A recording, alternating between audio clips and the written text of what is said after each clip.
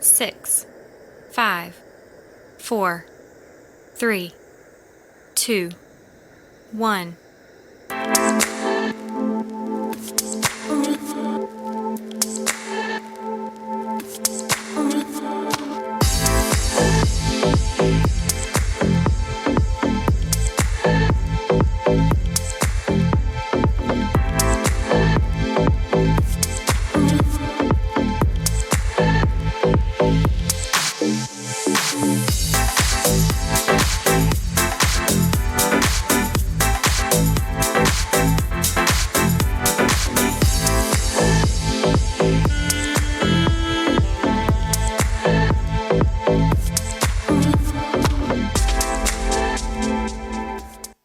Ladies and gentlemen, dear guests, dear special guests, dear angels, everyone, thank you very much for being here. We're at the second day of the Innovation Festival, and I have to say it's one of the most respected and very interesting events you're going to hear today. Some of you were here yesterday. I guess new people have come today. InFestival is the side event of the Data Protection and Privacy International Conference. You've heard of it these last 3 days in Tirana. Some of their delegates are going to be here today. They're going to meet you or connect with you to the digital fair outside or in here everywhere. Now, I started and studied new technologies. At the time, it was about 15 years ago. We talked about new technologies. We didn't use the word innovation at the time. After that, a decade ago, I started working for Scan, the only financial kind of media. And at the time, we started using the word innovation. Today, we have the proper festival dedicated to innovation, dedicated to giving a digital culture to Tirana, to Albania, and why not to the Western Balkans. We have the momentum here today during the InFestival or the initiative to talk and to connect ideas with investors, to make dreams come true, to evolve one idea to become a service or a product dedicated to every one of us. Now, I have to thank, and I very liked Artur Bina during this event, so I'd like to thank the National Theatre and, of course, the Artur Bina Theatre for having us here. I'd like to thank the municipality of Tirana. I have to thank the Data Protection and Privacy event, of course, Talk Digital Agency and everybody. But let me introduce you to the two co-founders of IN and the guys who made this happen, Fabiola Duro and Erinda Lichkoli. Please, thank you. Welcome to the second day of Innovation Festival.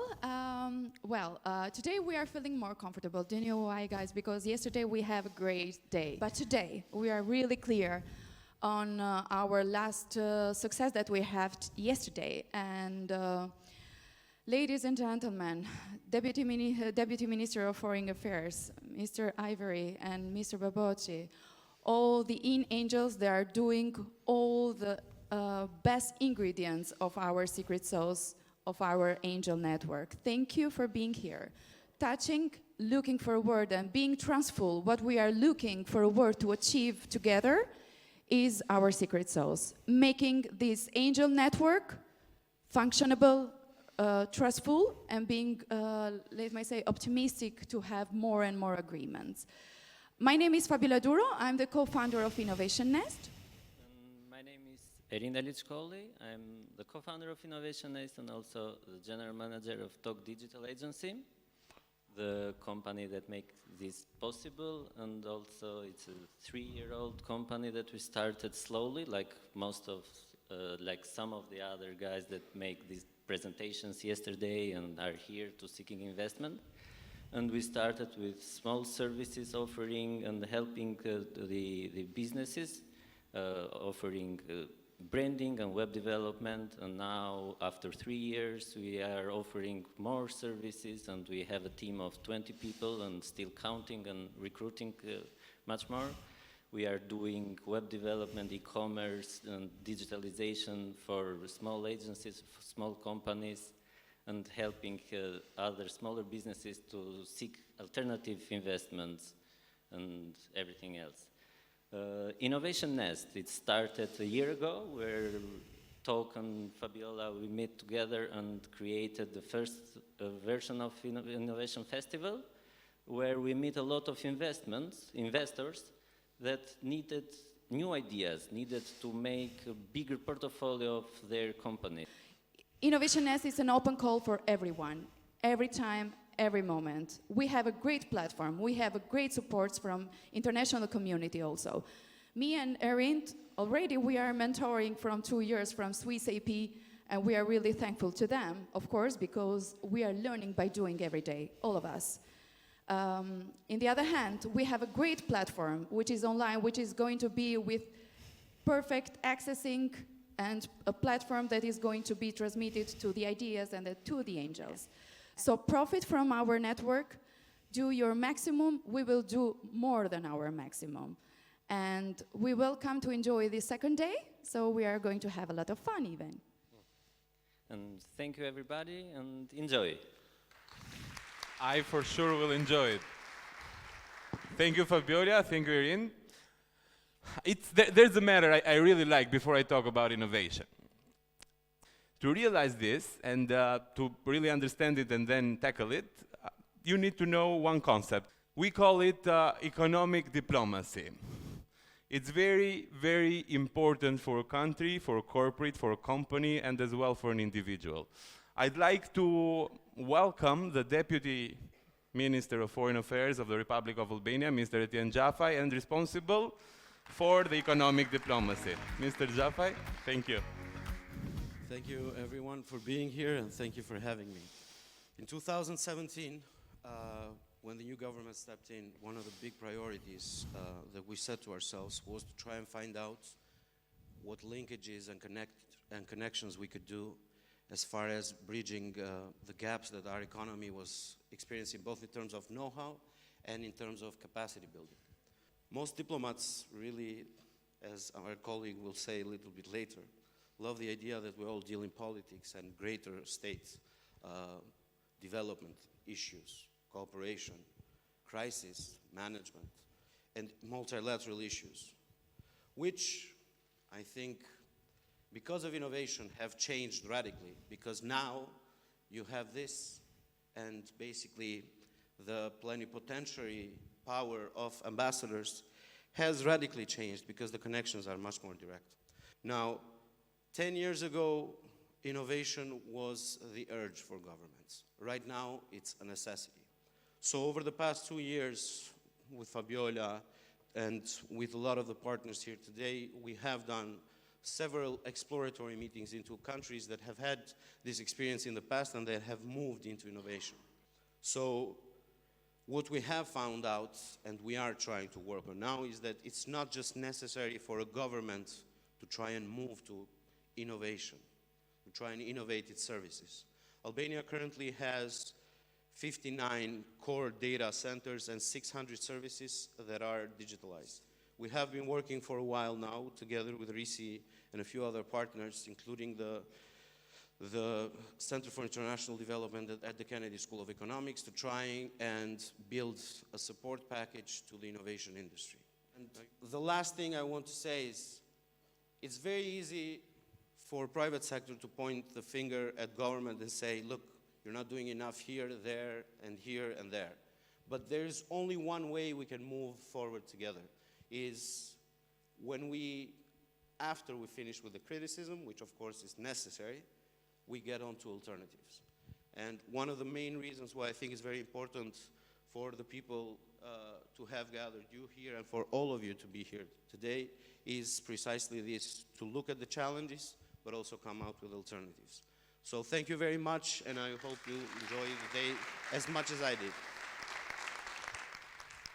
Albania is a small country. Western Balkans are about 18 million people of population, so it's not a big region.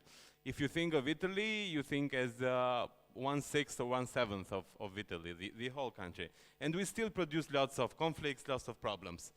We need nice, good, developing experiences from developed countries. One of them, for sure, is the United Kingdom. And they know innovation in the financial sector, in the production sector, everywhere. They led the world and they still do.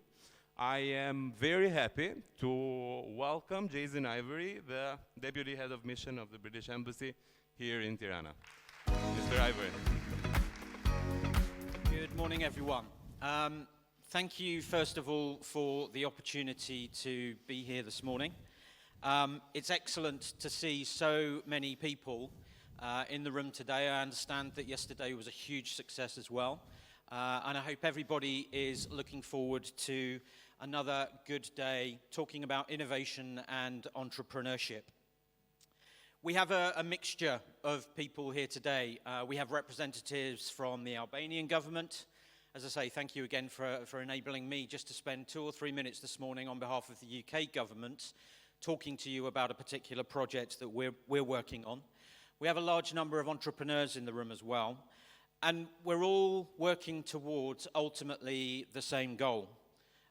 We, as a UK government, want to encourage and support a tech startup ecosystem here in Albania. We have a strategy which includes creating new digital training opportunities. A world-leading digital economy is what we are ultimately working towards, and we try and do that with as many foreign governments as we possibly can. So in this light, the UK-Albania Tech Hub project comes as part of the much wider UK government digital strategy. So the UK-Albania Tech Hub is actually based on the tried and tested model of the UK-Israel Tech Hub, and that was first launched in Israel back in 2011. The untapped potential can bring real business value and introduce a fresh stream of innovation. As has already been mentioned, Albania has a young and dynamic population. It has all the ingredients required to become the next startup nation. A lack of business skills can very often make it difficult for young entrepreneurs to access international markets and networks. For this reason, the Tech Hub program was specifically designed to equip entrepreneurs with the right knowledge, skills, and capability to enter the international market. The program consisted of a selection phase, an 8-week acceleration program delivered by the best experts from the UK and Israel, and it included an exchange program to the UK. This year, we had more than 60 applications, which we were extremely encouraged about. That is a surprisingly high number for a growing market such as Albania. So this now means that we have a great deal of potential to go forward, and together we need to do everything that we can as the UK government, working with colleagues in the Albanian government, to make this a real success. Finally, I'm happy to share with you the partnership that we have with Innovation Nest.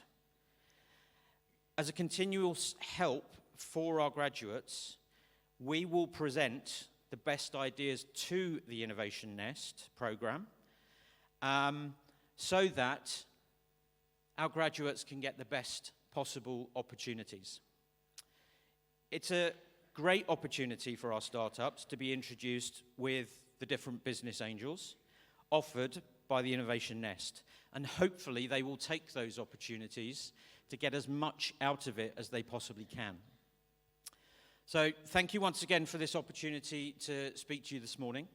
I hope the rest of the day is productive and encouraging, And we as the UK government look forward to continuing to work with entrepreneurs, with industry, with Albanian government colleagues in order to help promote this particular sector, which we see as a key priority going forward. Thank you once again. Thank you, Mr. Ivory. United Kingdom is so innovative. Even Brexit can be called an innovation. Okay, now there is another very exciting part. There is something that you're going to touch in a few months. Something the municipality of Tirana has given a great effort in.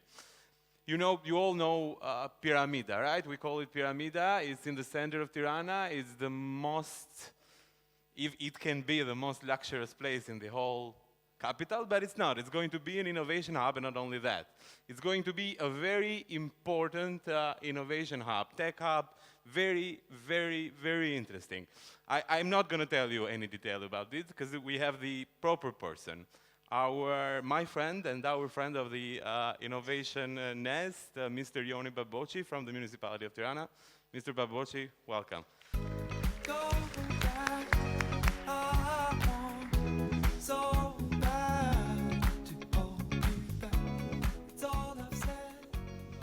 Thank you, Ennio. Thank you to everyone in the room for having me here. Thank you so much for the organizers for such an amazing event. I had the chance to follow some of the speeches from yesterday, and I think it's a really, really cool event we have here. And I hope that, as a tradition, I think it's the second year, and I hope that we can keep this going, because it really adds something new to the city, a layer which has been missing for a while. So those 3 points, I think, are very important. I'll reiterate them: the importance of state and government actors, the importance of geniuses, teams, and ideas rubbing together, and the importance of location. Now, how do those 3 points connect to the pyramid? Well, first of all, I'm just going to briefly describe what we're expecting to happen at the pyramid. You'll see a video, hopefully later on. The idea there is to have 3 main important points: a knowledge center, a public center, a public amenities center, and then a place for the private sector and startups to thrive. And then connect all of these 3 things together in a huge lobby where these ideas exactly can meet and pollinate and sort of synergize one another. In the Knowledge Center, we've been working with the American Albanian Development Foundation for the whole project, but also with the TUMO Foundation and the TUMO Center. The whole idea of the TUMO is, how can we get people, young people, from 10 to 18 years old to get the digital skills that they will need to thrive at university? So how can we give them some of the design skills, the programming skills, the AI skills, the robotic skills, the design skills that they will need to be better in university and in their studies? The public aspect is, how can we create in the center of Tirana, in this amazing location, a set of amenities which can be used by the public, not just by the young kids who work at TUMO or who are learning at TUMO, but for everyone, for all of us in this room. Can we have such a conference? Can we have Innovest 3 or 4, Innovation Festival 3 or 4 at the pyramid? And so the concept is, can we have a big library? Can we have a couple of public cinemas? Can we have an independent film center? Can we have a music mixing space? Can we have an exhibition space which is public, which people from all walks of life can actually go and rent and use? The private element is actually half of the whole pyramid. So half of the building will be able to be rented out by smaller companies at fixed terms. So if you're a young startup, and I hope some of the young startups that we'll see today will be able to come and join there, you will be able to rent space in the center of Tirana for a very low price for a couple of years. And then if you make it, you can still rent with market prices for a couple more years, and then you have to move out and make space for the other people coming in. And so basically we think that these 3 important elements will be connected into this building. We have a big issue with demography, which we all know about. So young people either are leaving, or unfortunately they don't see opportunity for now here. So I think that it's very interesting to, again, quote something attributed to Henry Ford to conclude and to give you the pleasure of looking at this famous video. And Henry Ford said, "The only thing worse than training your employees and having them leave is not training them and having them stay." So hopefully, not just in all of your firms, but hopefully in the pyramid itself, we'll be able to train people and hopefully have them stay. That is the best case scenario. But if we don't do the training, we're not really losing anything anyway. Thank you very much, and hopefully I'll see you Now at the wait, pyramid the next time. Please wait, Yoni, please don't go. Everything you heard about now, you're gonna see it on the video, what they're doing with the pyramid. Please.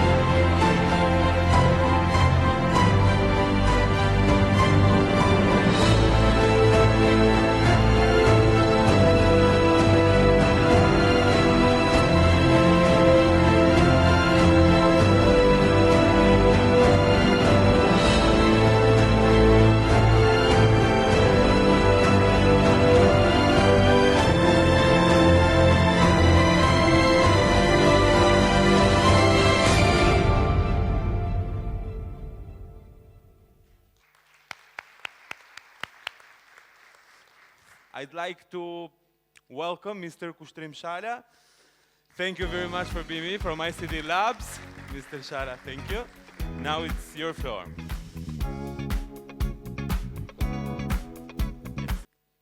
Let's go directly to the presentation. We are going to speak today for a new language, which is the language of 20th century skills. Like Yoni said and very well explained how, let's say, Tumo Center will contribute in the pyramid, there is also a mini Tumo Center happening in Albania, which is called ICTS Lab. And preparing kids for the new world that doesn't exist, it's very challenging. We are facing like a very modern learner today.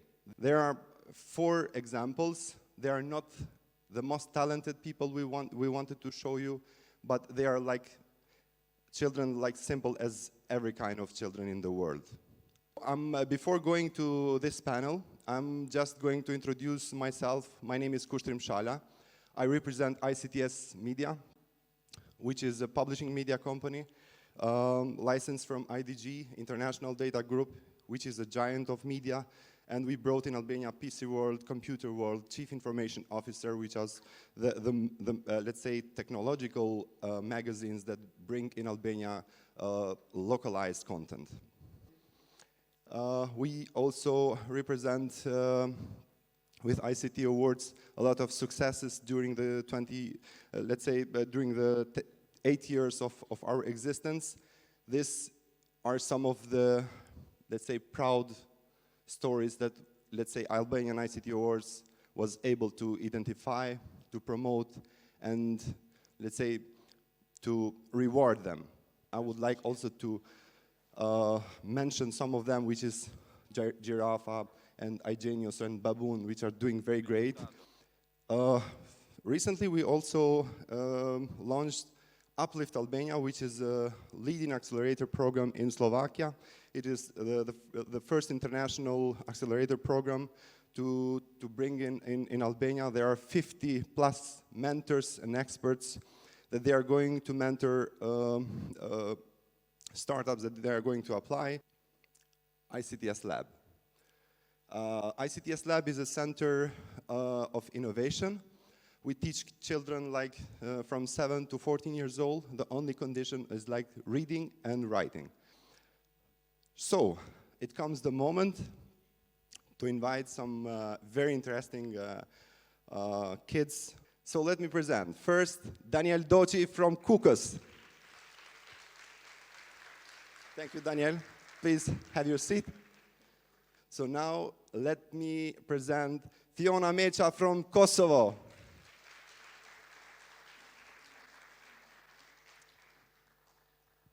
Fiona, welcome. Thank you. Have your seat, please, the second chair. And ladies and gentlemen, please welcome Victoria Nanushi, originally from Permet, and she lives in Tirana. Welcome, Vicky. And the last but not least, Heildi Beluli from Tirana.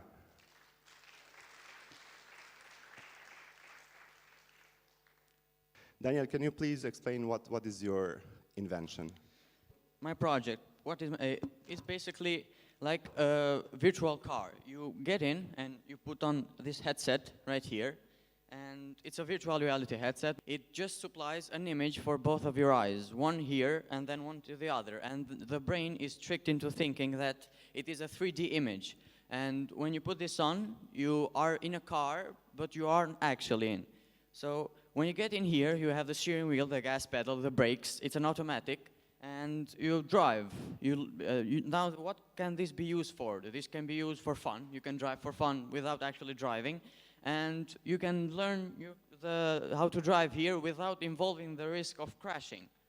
Of course, most of us, that's what we are afraid of, first-hand driving. 2.0 of your car will involve all of the human senses, will be used to visualize a car in its maximum potential. Probably the next version, when Pyramid is going to happen, you should come there and probably to make, let's say, the real Tirana roads, like not the virtual what you made. So you can build it like real Tirana, so you can feel it like you are driving in Tirana. You can see the signs. Give it a floor, please, Daniel Doce. Thank you. Fiona comes from Jakova, and she's going to tell about her invention. Hi, my name is Fiona Mecha. I'm 13 years old. I'm in 8th grade, and my invention is called Smart Home. So this invention is like the real house, and I have the one in my phone. So this is the application, and you can see this is working right now because I connected. And if we touch, Ndryqimi në mbar is like a garden light, and if we touch it, it's on. Oh, you see the light is on, yeah? Very nice. Or we can turn You can it turn off. it on, yeah? Yeah, this is the temperature in here. This is for voice recognition too. Yeah, we can talk like garden light on, and it's on. You can see me. This is when we were in the last conference. This is me, and this is my project. And if, this is a word that all parents have, like when they're out and it's dark, all of them think that their house is not secured. And if we have like this smart home, you can know you can touch when you are at the bar or something like that. You can touch turn on or turn off, and then you can see and you know that your house is secure.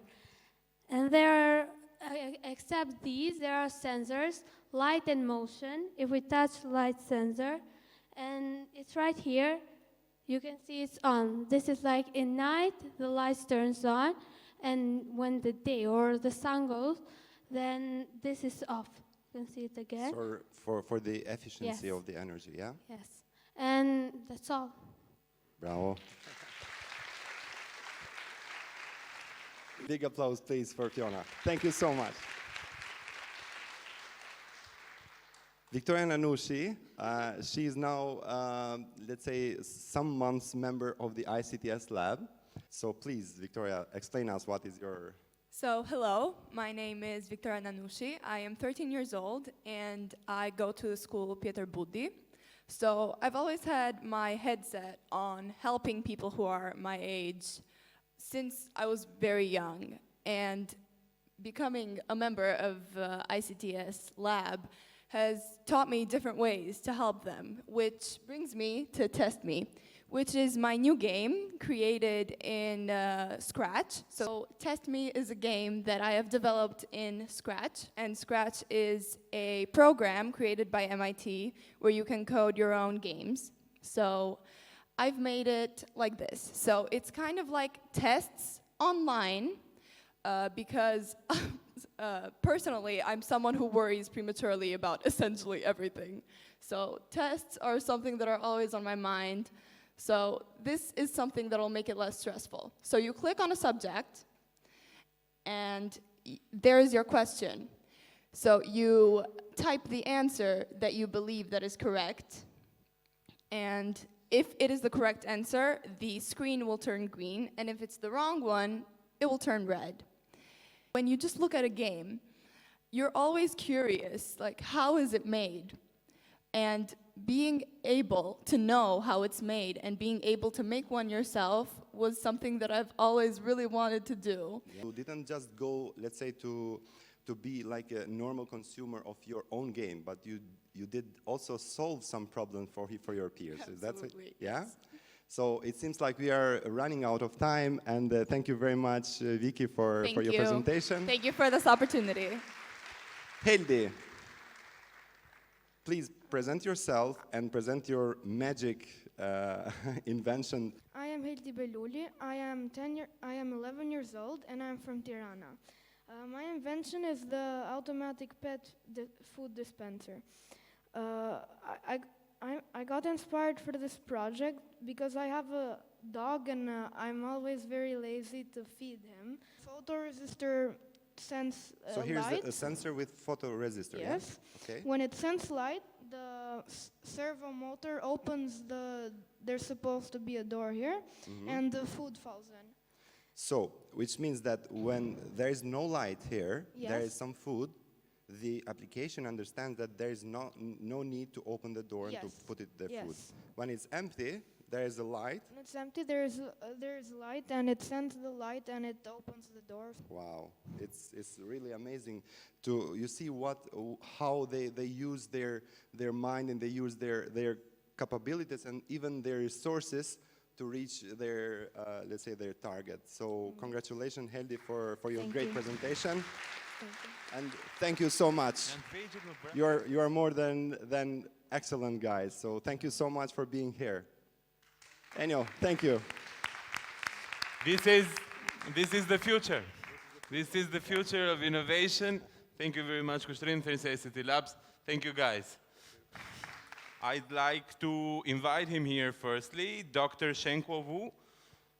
Mr. Wu, from Huawei.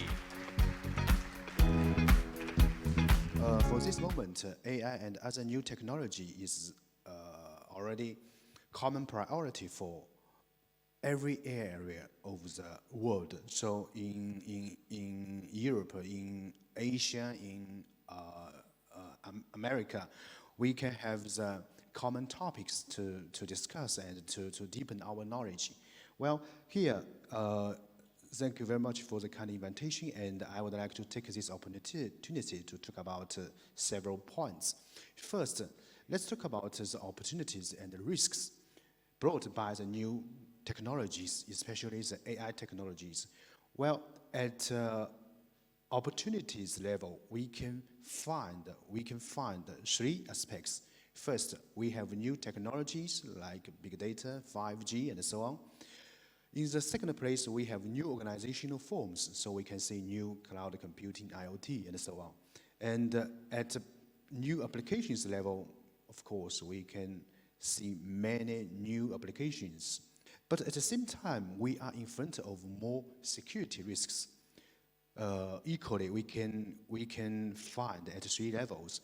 In front of this common situation, common status, we can find many new initiatives and new efforts from different stakeholders in order to enhance the data governance and data protection. According to this declaration, AI and machine learning technologies should be designed, developed, and used in respect of fundamental human rights and in accordance with the fairness principle. Beyond this declaration, we can also take another example from Council of Europe. In January of this year, Council of Europe has issued the guidelines on artificial intelligence and data protection, especially on the basis of Convention 108+. Besides, I would like to say that the Western approach for AI security and data protection, I would like to illustrate the Chinese practices in this moment for AI security and privacy protection. Well, in China, the situation is delicate, I would like to say. I try to make it more visible and more systematic. We can find different efforts at 3 levels. First, at policy level, we can find from 2014 until now, there are many initiatives at national policy level for IT and AI and data-related issues. We can find from Internet Plus Action Plan to Internet Power Strategy until the most recent policy for New Generation Artificial Intelligence Development Plan. Well, on the basis of values established by the policies and the national strategies, we can find at a low level, okay, there are several initiatives undergoing. Besides the cybersecurity law of 2017 and the e-commerce law of 2018, now we are preparing personal information protection law and data security law. We must admit the difference between West and East in front of AI and data protection issues. I think there are 3 important differences. First, in the Eastern world, we pay more attention to the harmony of heaven and man. And in West, I would like to say, more attention is paid to the natural human rights. Second, in Eastern world, the people, the community pays high attention to the security values. And in Western world, I would like to say, the people will insist the freedom first principle. And at the third level, East world appreciate the sovereignty principle. And in Western world, the transnational harmonization could be believed as the first priority. Thank you very much. And this is my contact, and I hope we can have more exchange of ideas. Thank you. Thank you, Dr. Wu. Thank you very much. We're going to be talking about artificial intelligence a lot, I guess. Okay, now we have another important momentum. We are going to invite here the In-Angels. You heard the first panel yesterday. You heard some of the greatest company we have in Albania. They talked about what do they do and mostly what are they searching about. What do the new ideas, the new and young entrepreneurs should think about and should invent in order to get financed. Let me start with Ms. Diana Leka, Director of the Secretariat Investment Council in Albania, talking about skills for future. Ms. Diana. Mr. Floran Pustina, partner of Tashko Pustina Law Firm. Mr. Pustina, thank you for coming. Ms. Besiana Hoxha, CEO of Palas Group from the Horeca sector. Besiana, thank you for coming. Mr. Ionian Antoni, CEO of Century 21 Albania. Ioni, thank you for being here. Ms. Reita Hachkai from Digital Window. Ms. Hachkai, thank you for coming.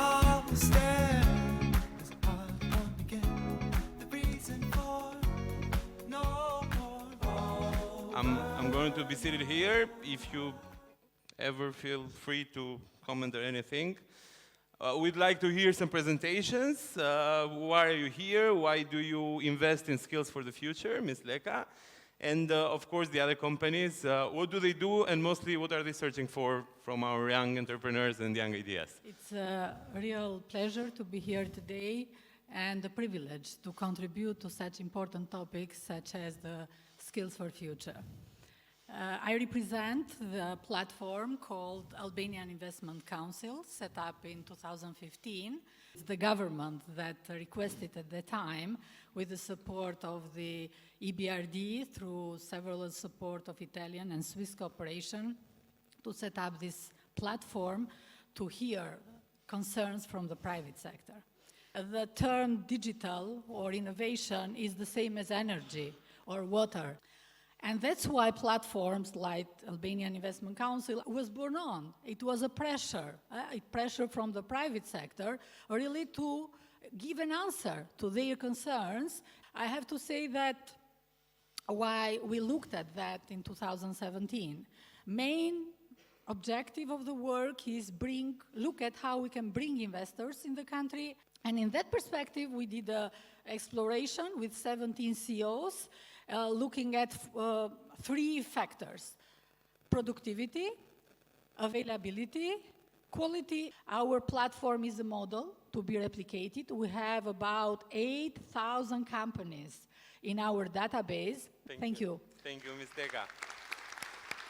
Mr. Pustina. Now, if you could please just tell us a bit about Tashko Pustina Law Firm, and as well, what are you searching for from our young entrepreneurs? I'm a partner with Tashko Pustina, which is an Albanian law firm. We have 2 offices in Tirana and Pristina currently, and we've been established as of 2002. We provide general corporate and commercial legal and tax advice as well, and innovation, technology, IT, media, telecommunication in general is one of our strong industries that we work on. What does an investor look at a startup? What are their requirements? It is important, first of all, we believe that successful startups should have a very solid legal and tax structure. In order to have an idea, you need to get this idea working. You need to have a strong corporate structure. You need to have a shareholders agreement if you're 2 or more people working on this idea. You need to have an option for investors to come in. If you have to have your trademark registered with authorities. Thank you. Thank you, Mr. Pustina. Money, money, money. Let me briefly introduce myself. My name is Besiana Hoxha. I am the COO, so Chief of Operations of Palace Hotel, which is a 5-star stars hotel operating in Durrës since 2013. I moved on to hospitality from a financial background, so I had no tech knowledge, and neither do now. But having the opportunity to embrace future developments and technological solutions in our operational daily work, and also our management processes, marketing and communication as well, and also elevating the customer experience, which is a key factor in our industry. In this digital century, we acknowledge that it can give your company quite a competitive edge. So I believe in the hospitality industry, the biggest differentiator is the customer perception of their experience. Tourism is a big economic engine.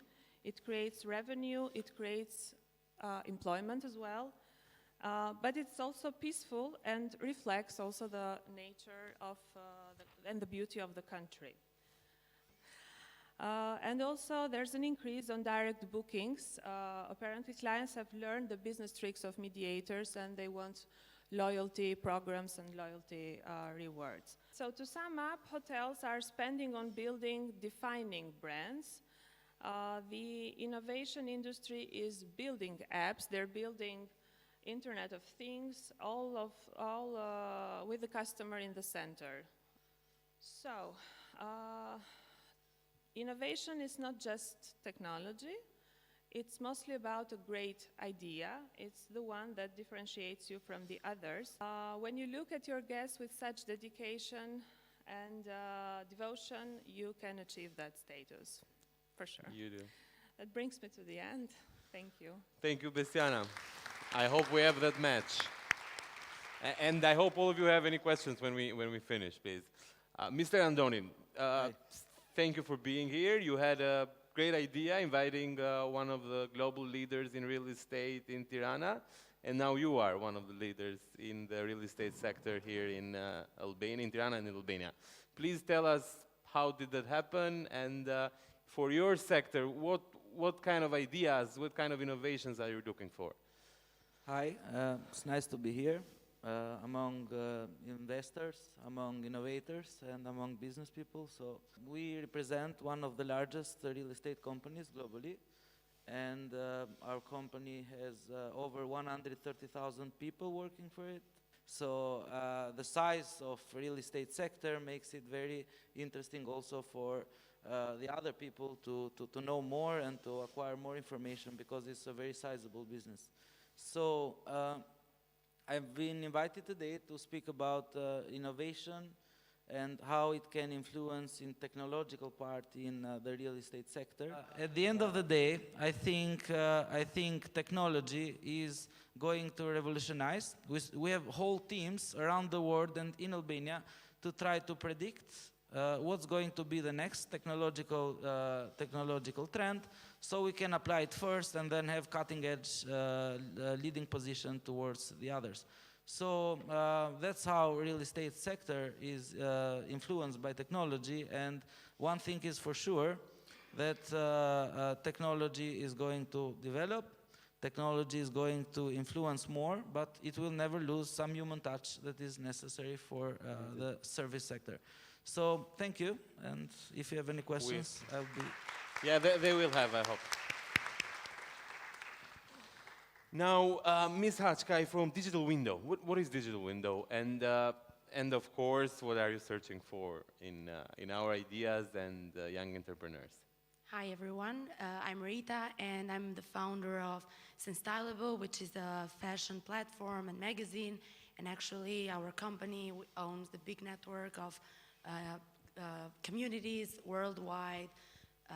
We share social media experiences, we guide communities, and this is actually the thing that I wanted to talk about, because I've built a business based on content, based on one of the biggest technological inventions, which is the internet.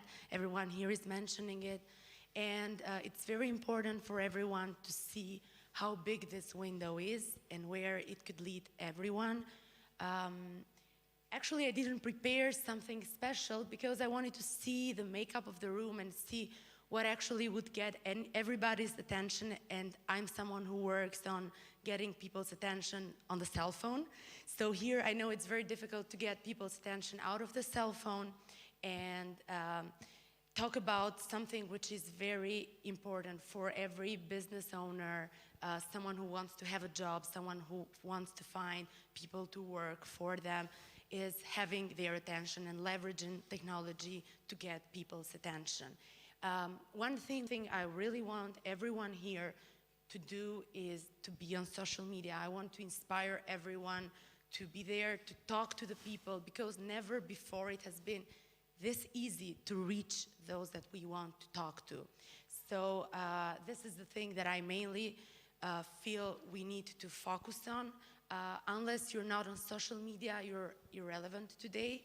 So any business here, anyone here looking for a job, looking for anything, they should be there. They should find a way to communicate. They should check the statistics, the analytics, see what works for their business, and just develop. And of course, technology has happened, but I obviously believe this is not a game of technology only.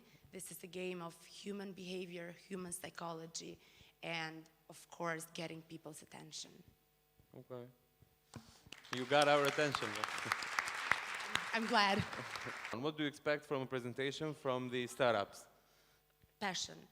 I would see if the founder, the person who actually came up with this idea is really passionate about the idea, and they have the right persistence. So passion, persistence, then anything else is possible, in my opinion.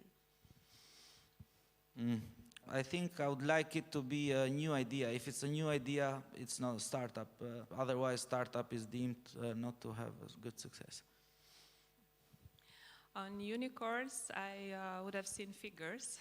Actually, that's my background. So I would have seen a business plan, at least not a solid one, but a plausible one.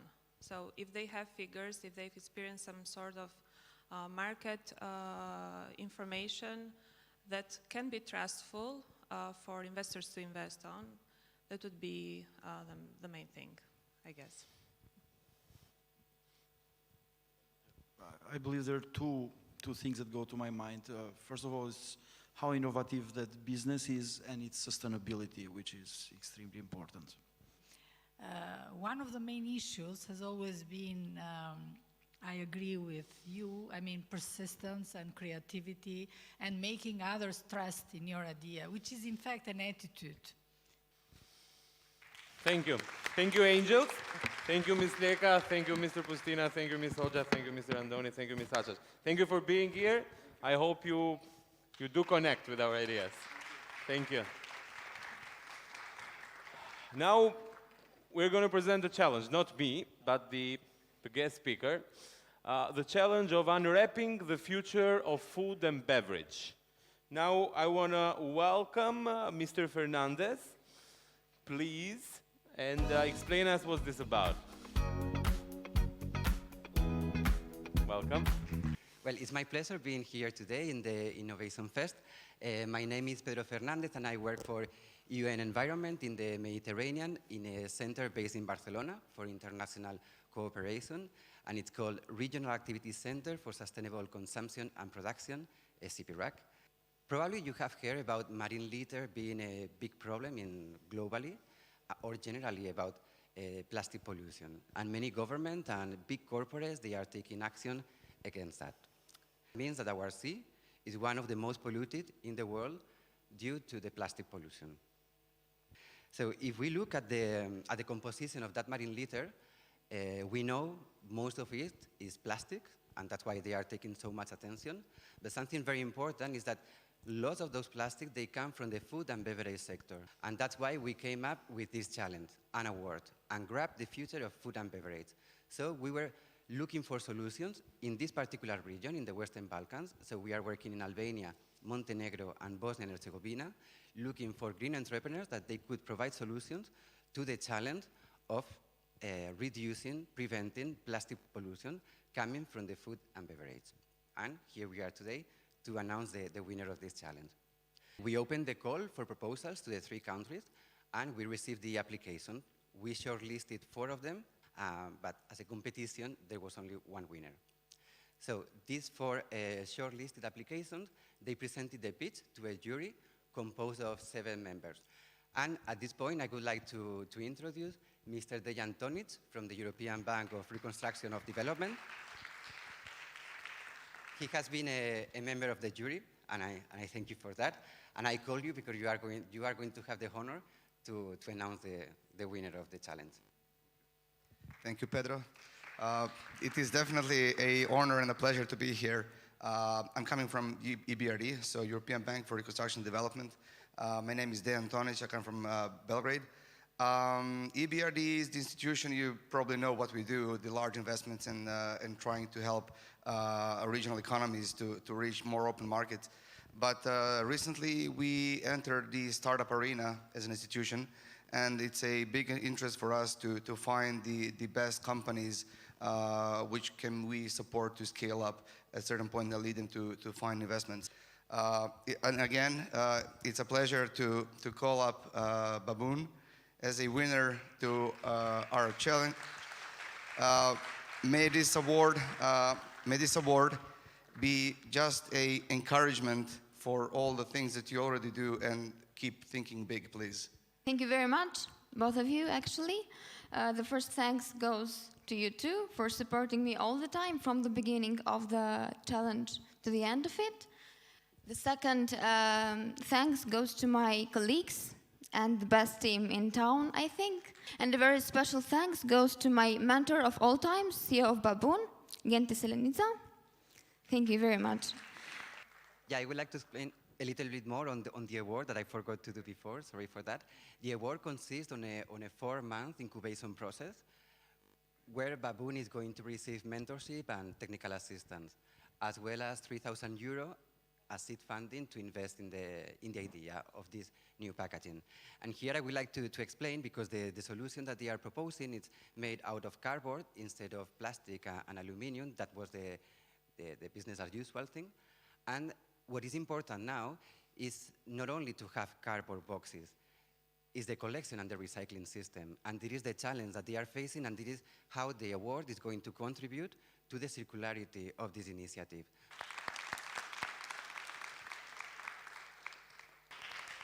We are in the final part of this today's event.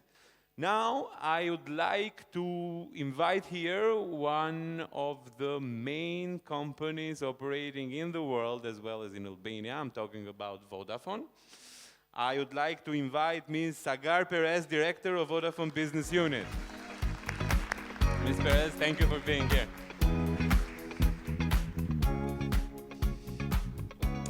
Hello, everyone. My name is Sagar Perez. I have been working 19 years in Vodafone Spain. I started very young, you know. And now I moved to Vodafone Albania last March. Then it's a pleasure and an honor to be here today and to share with you one overview of Vodafone business, what we are doing with innovations. We are doing other things. Then I prefer, we are one of the largest mobile companies in the world. We are first in Albania, but we are doing other things. Then we are going to put the focus in other things today, innovative solutions. Whenever you want. Thank you. The presentation. Thank you. Consumer behavior is changing. You have talked a lot today about the new behavior of consumer. Sometimes we talk about millennials, about digital natives, but it's not only these generations. All of us, we have changing our behavior. We need other ways for purchasing. We want to go to social networks, different channels, omni-channel approach. There are other things important for us as consumers. We are much more demanding. We need the things now. And we are worried about other things. It's not only price and product. There are other things important. Sustainability, impact in the society. We have strong values that we want to protect, and we want to choose what are the customers, what are the companies that are defending these values. If we are without the mobile, we feel fear. This is something that is changing all over the world, and it's something that is going to impact in the business. And the consumers also need self-management. They want to do a lot of things alone. With all these changes, business have to adapt the way that they are doing business. As a global company, we are always monitoring what is happening in the global trends. We have published, and you can have the report in our website. What are the global trends? We have the Trend Barometer 2019, and there are 4 trends that are very important for business now, are impacting in every business right now. The first one, in a digital world, now trust is much more important. Today we have talked about privacy. Privacy is very important, but also security. It's very important to maintain the trust with our customers. And when you are doing a business, startups, big business, we have to think in how to maintain the trust with your customer.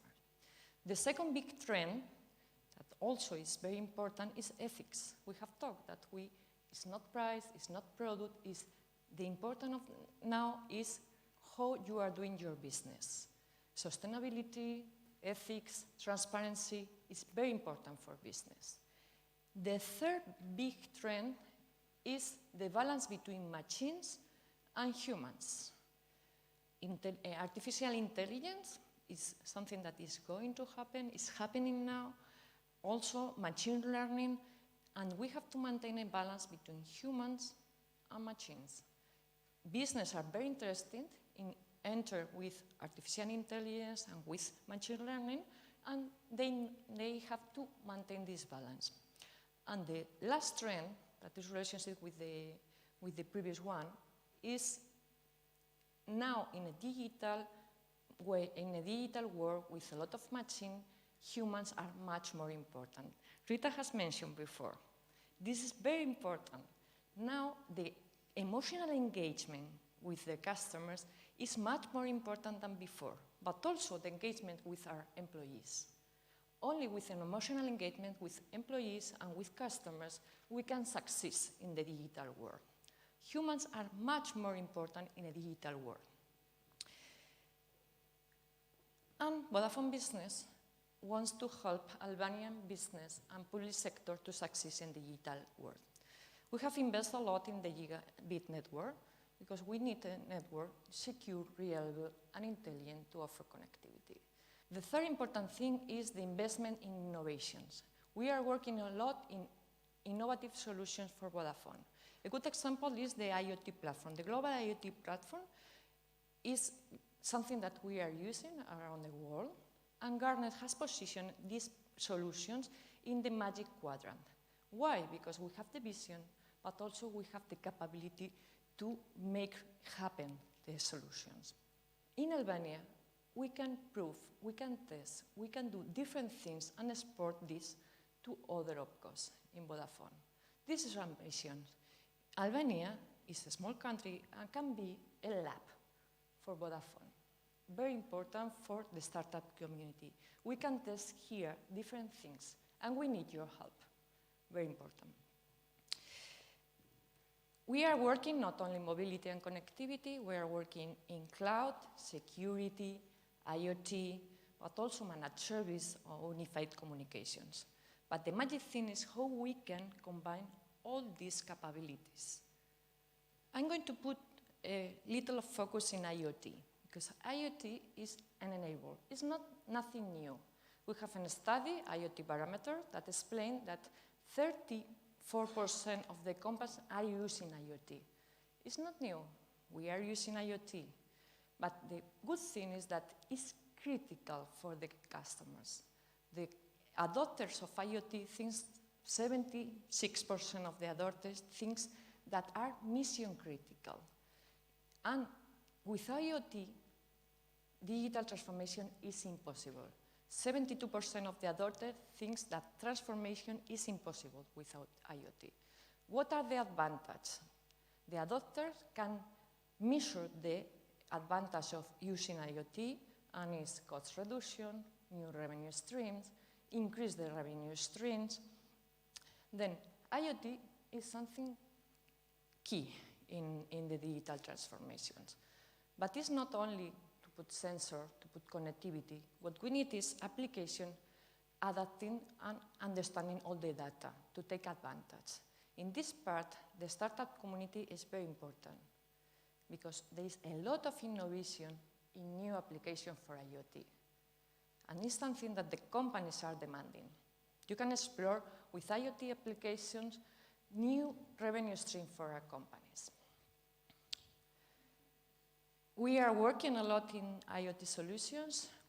We have new solutions for logistics, something that is very basic in IoT. Last year in InnovationNet, we presented the demo of connected cabinets, and now we can say that we have customer. We have Coca-Cola, that is a company in Albania, very worried also about innovation, and we have an agreement with Coca-Cola with the connected cabinet. Today we are presenting in the demo the smart coffee. You can see out of the center. And I hope next year to talk about new customers with these solutions. But also we are investing in industrial IoT. How we can collaborate?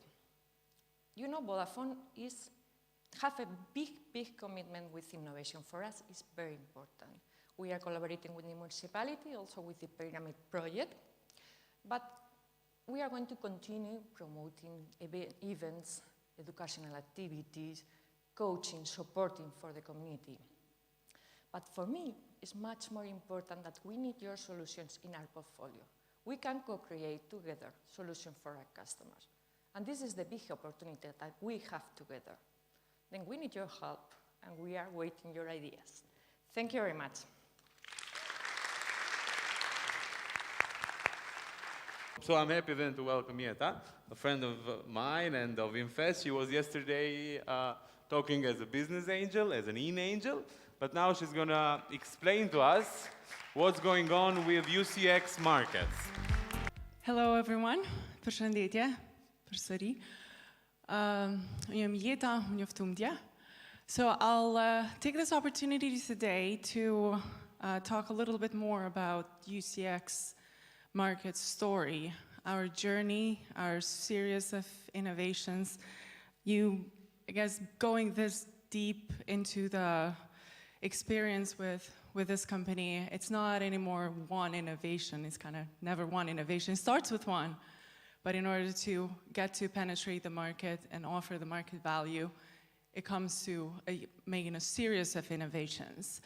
I would like to, I'm hoping that this is a lesson learned from the mishaps, the challenges, the points that we have gone through, and hopefully shed some light to the new startups to help be a lot more efficient in their innovating process.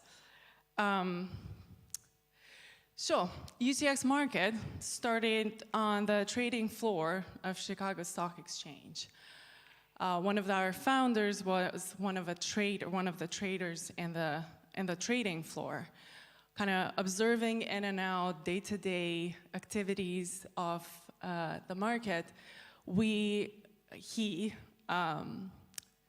observed that there are all these commodities that are being traded: petroleum, gold, diamonds, and cloud. Even though it's a technology that exists since 1950s, it's still not being traded or commoditized.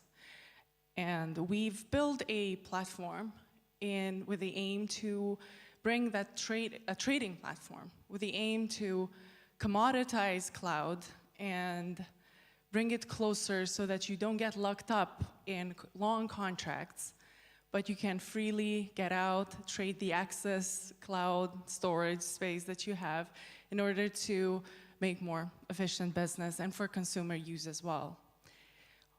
This idea started in 2014, late 2014, beginning of 2015, and we were wrong because there was no momentum, there was no digitalization at that point. It is still an idea of a little bit of a future, but we understood that we really needed to get closer without foregoing the initial idea of why we were established, but building the market and digitalization and bringing the industry to the point that that is possible. Trading of compute resources is possible.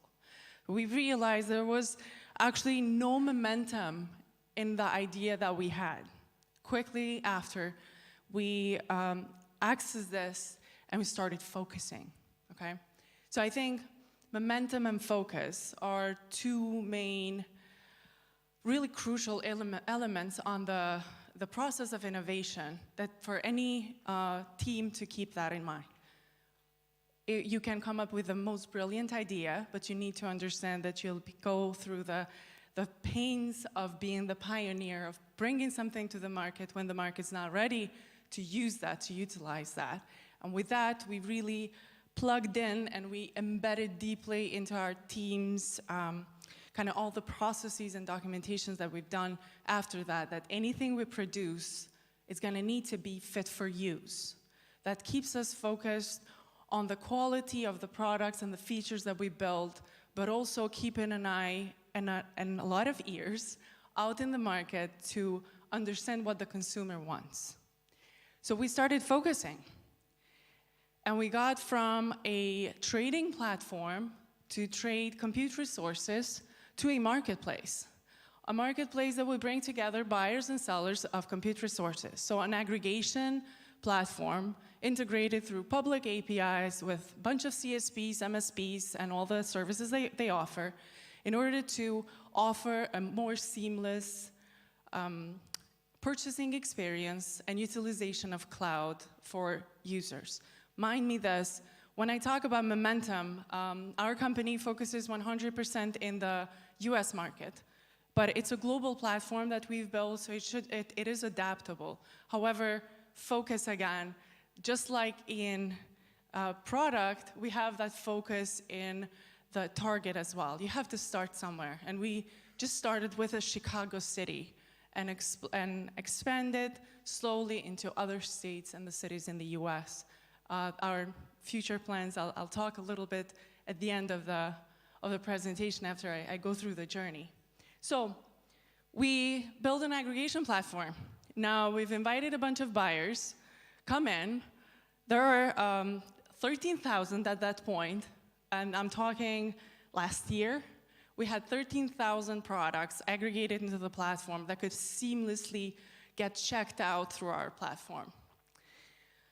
100,000 calls later and a few other 100 contact points with consumers, we understood that actually most of the industry is still selling manually. Most of the sales out of $173 trillion are sold in manual sales. But by that mean, it doesn't cover only the industries that we are targeting, but that's the current state.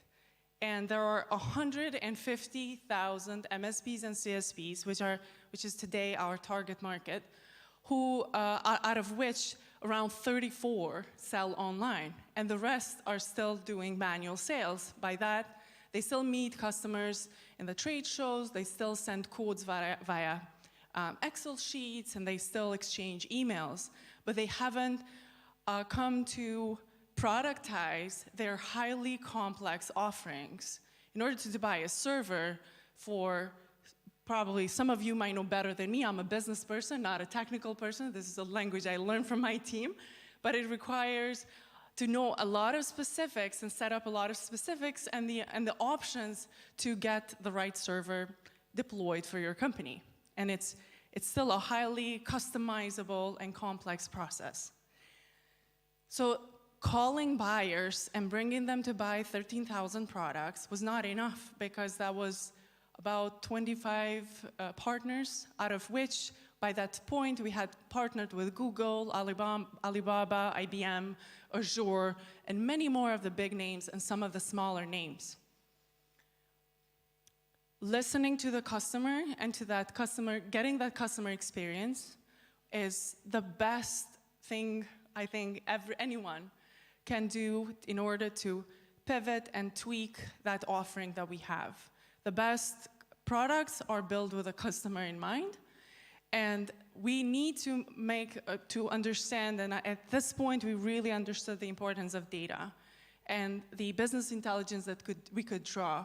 We're employed in Kosovo, we target US market, we're trying to digitalize, revolutionize an industry and a space that hasn't done this work before. Like, we want them to put their offering out there. And we have business intelligence now because we are not there on one-to-one. I completely agree with a presentation before from Vodafone.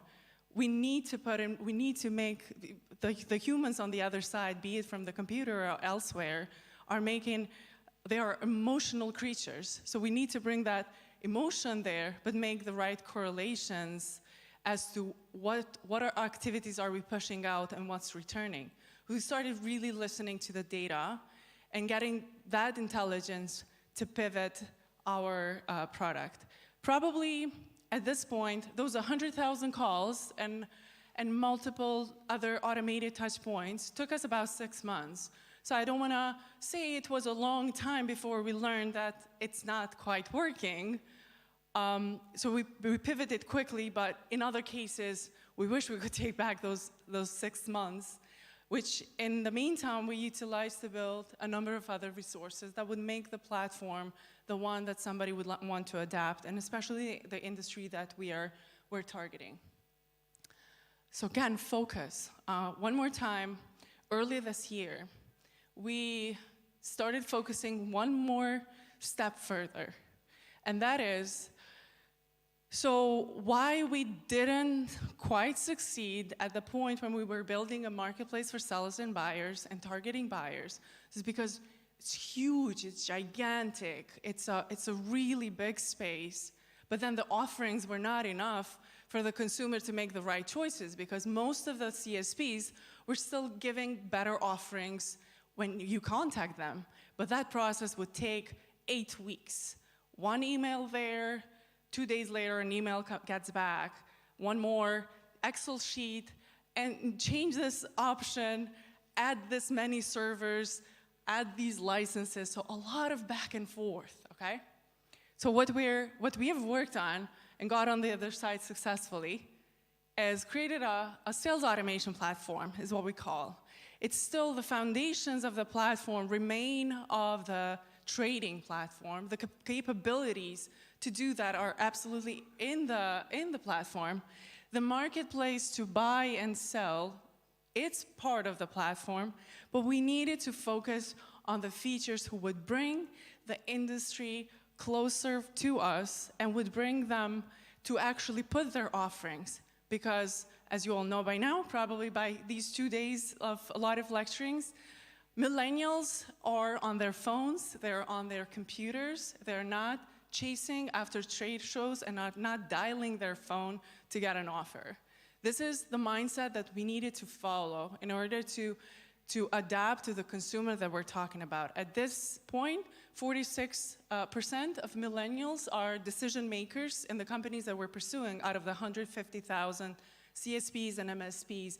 And for you that you don't know, CSPs, the cloud service provider, and MSPs are managed service providers. So we've built a sales automation platform to enable a couple of things for these, for our target audience. Before we go to buyers and say, hey, come on in, we have everything. Productizing in a simple way their highly complex solutions, okay? This is throughout the innovation process, there are a few factors that are internal and external. And when I want to talk about mindset, is innovation is painful, it's chaotic, it's fast, things happen before your eyes, and you don't get to see that, you don't get to seize that if you're not really paying attention to what's going on, and you haven't really embedded that mindset from the people inside that you need to change quickly. We had a few months of absolutely chaos in the office. People were like, what, this? Going after buyers, we've done all this work, and nobody's coming to the door because they're coming, they're looking, they're not buying. The mindset that a team in an innovative space has to have, it's really agile, fast, urgency.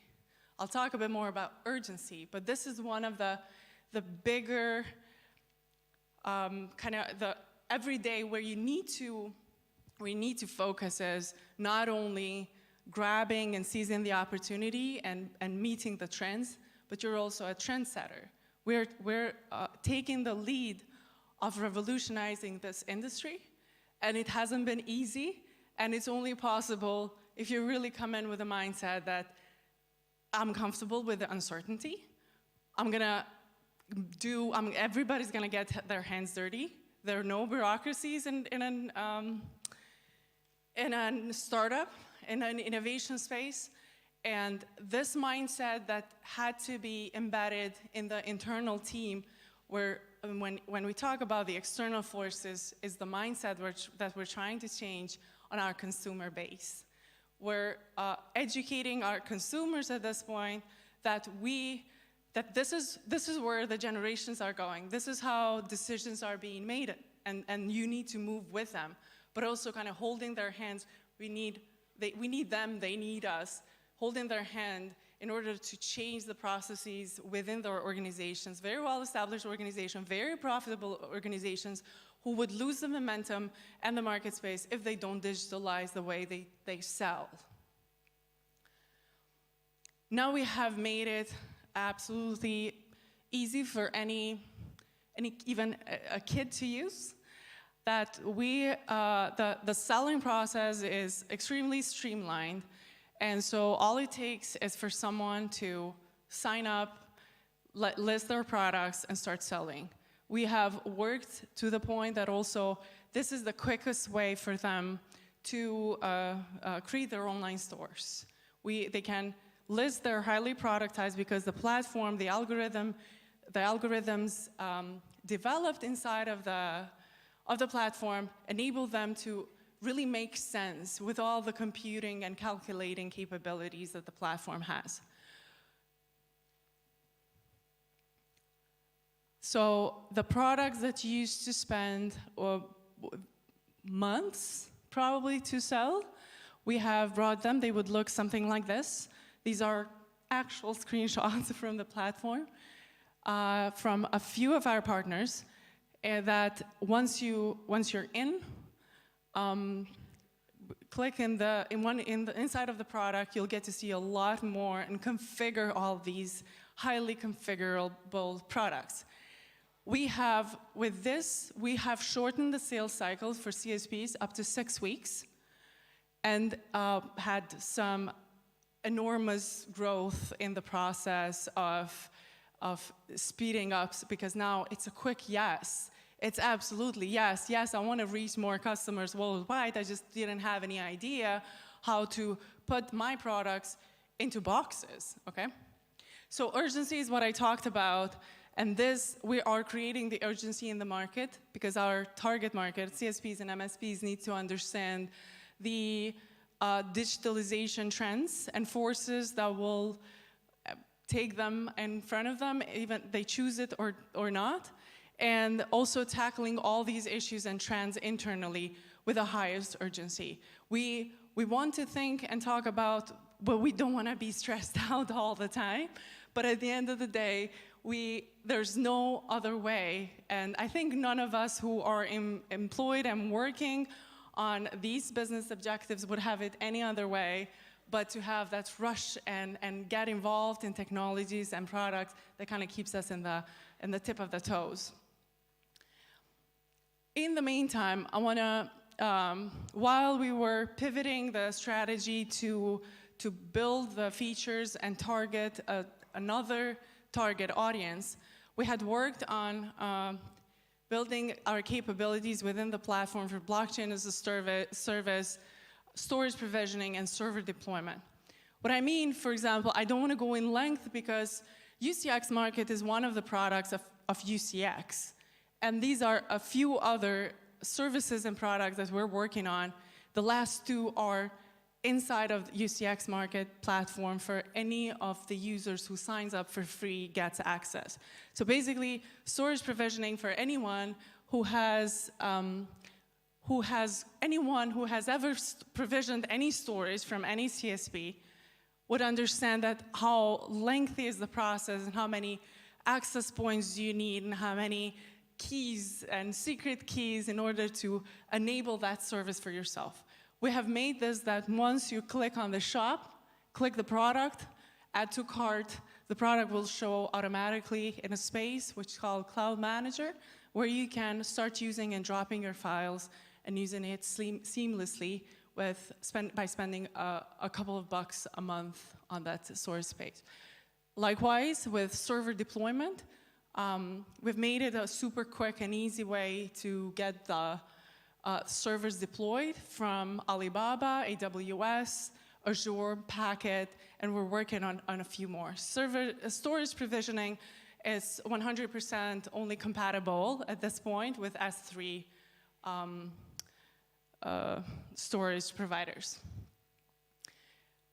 Doing a number of activities, these are the results that we see these months, and make us a little bit more, give us a little bit space to breathe. So we have seen in the third quarter of this year that we have had a 240% increase in partners. So to this point, we count around 68 partners, and this growth is month to month. There's a 180% increase in sites visits, and makes us very proud because these are all buyers and sellers and their agents who are coming in and managing all the sales process, getting their commissions through our platform. There's a 72% increase in product categories. We had started only with compute and co-location. Now we count compute, co-location, data protection, backup, storage, serverless, connectivity, et cetera.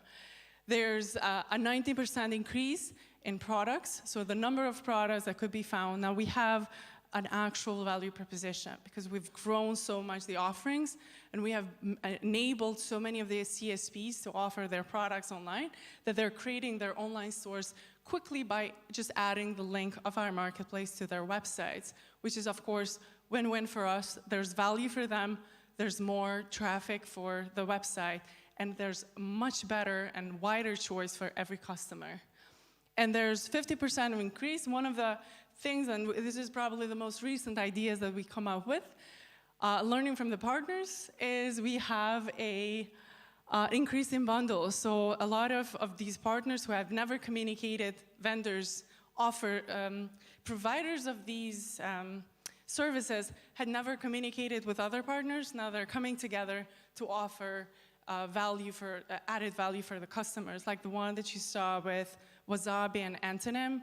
One offers storage, and the other one offers the hash registry through blockchain to protect the integrity of the data in those storage buckets.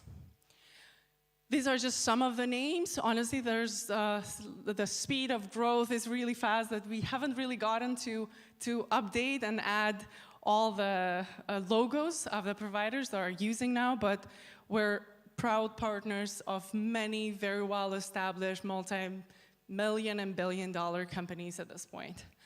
Of course, absolutely, this is the most crucial slide of the entire presentation. This team of young, beautiful minds is all located in Kosovo. Our team is count for about 80% development team at this point, 15% sales and 5% marketing. Being the business person that I am, I'm hoping to change those figures around.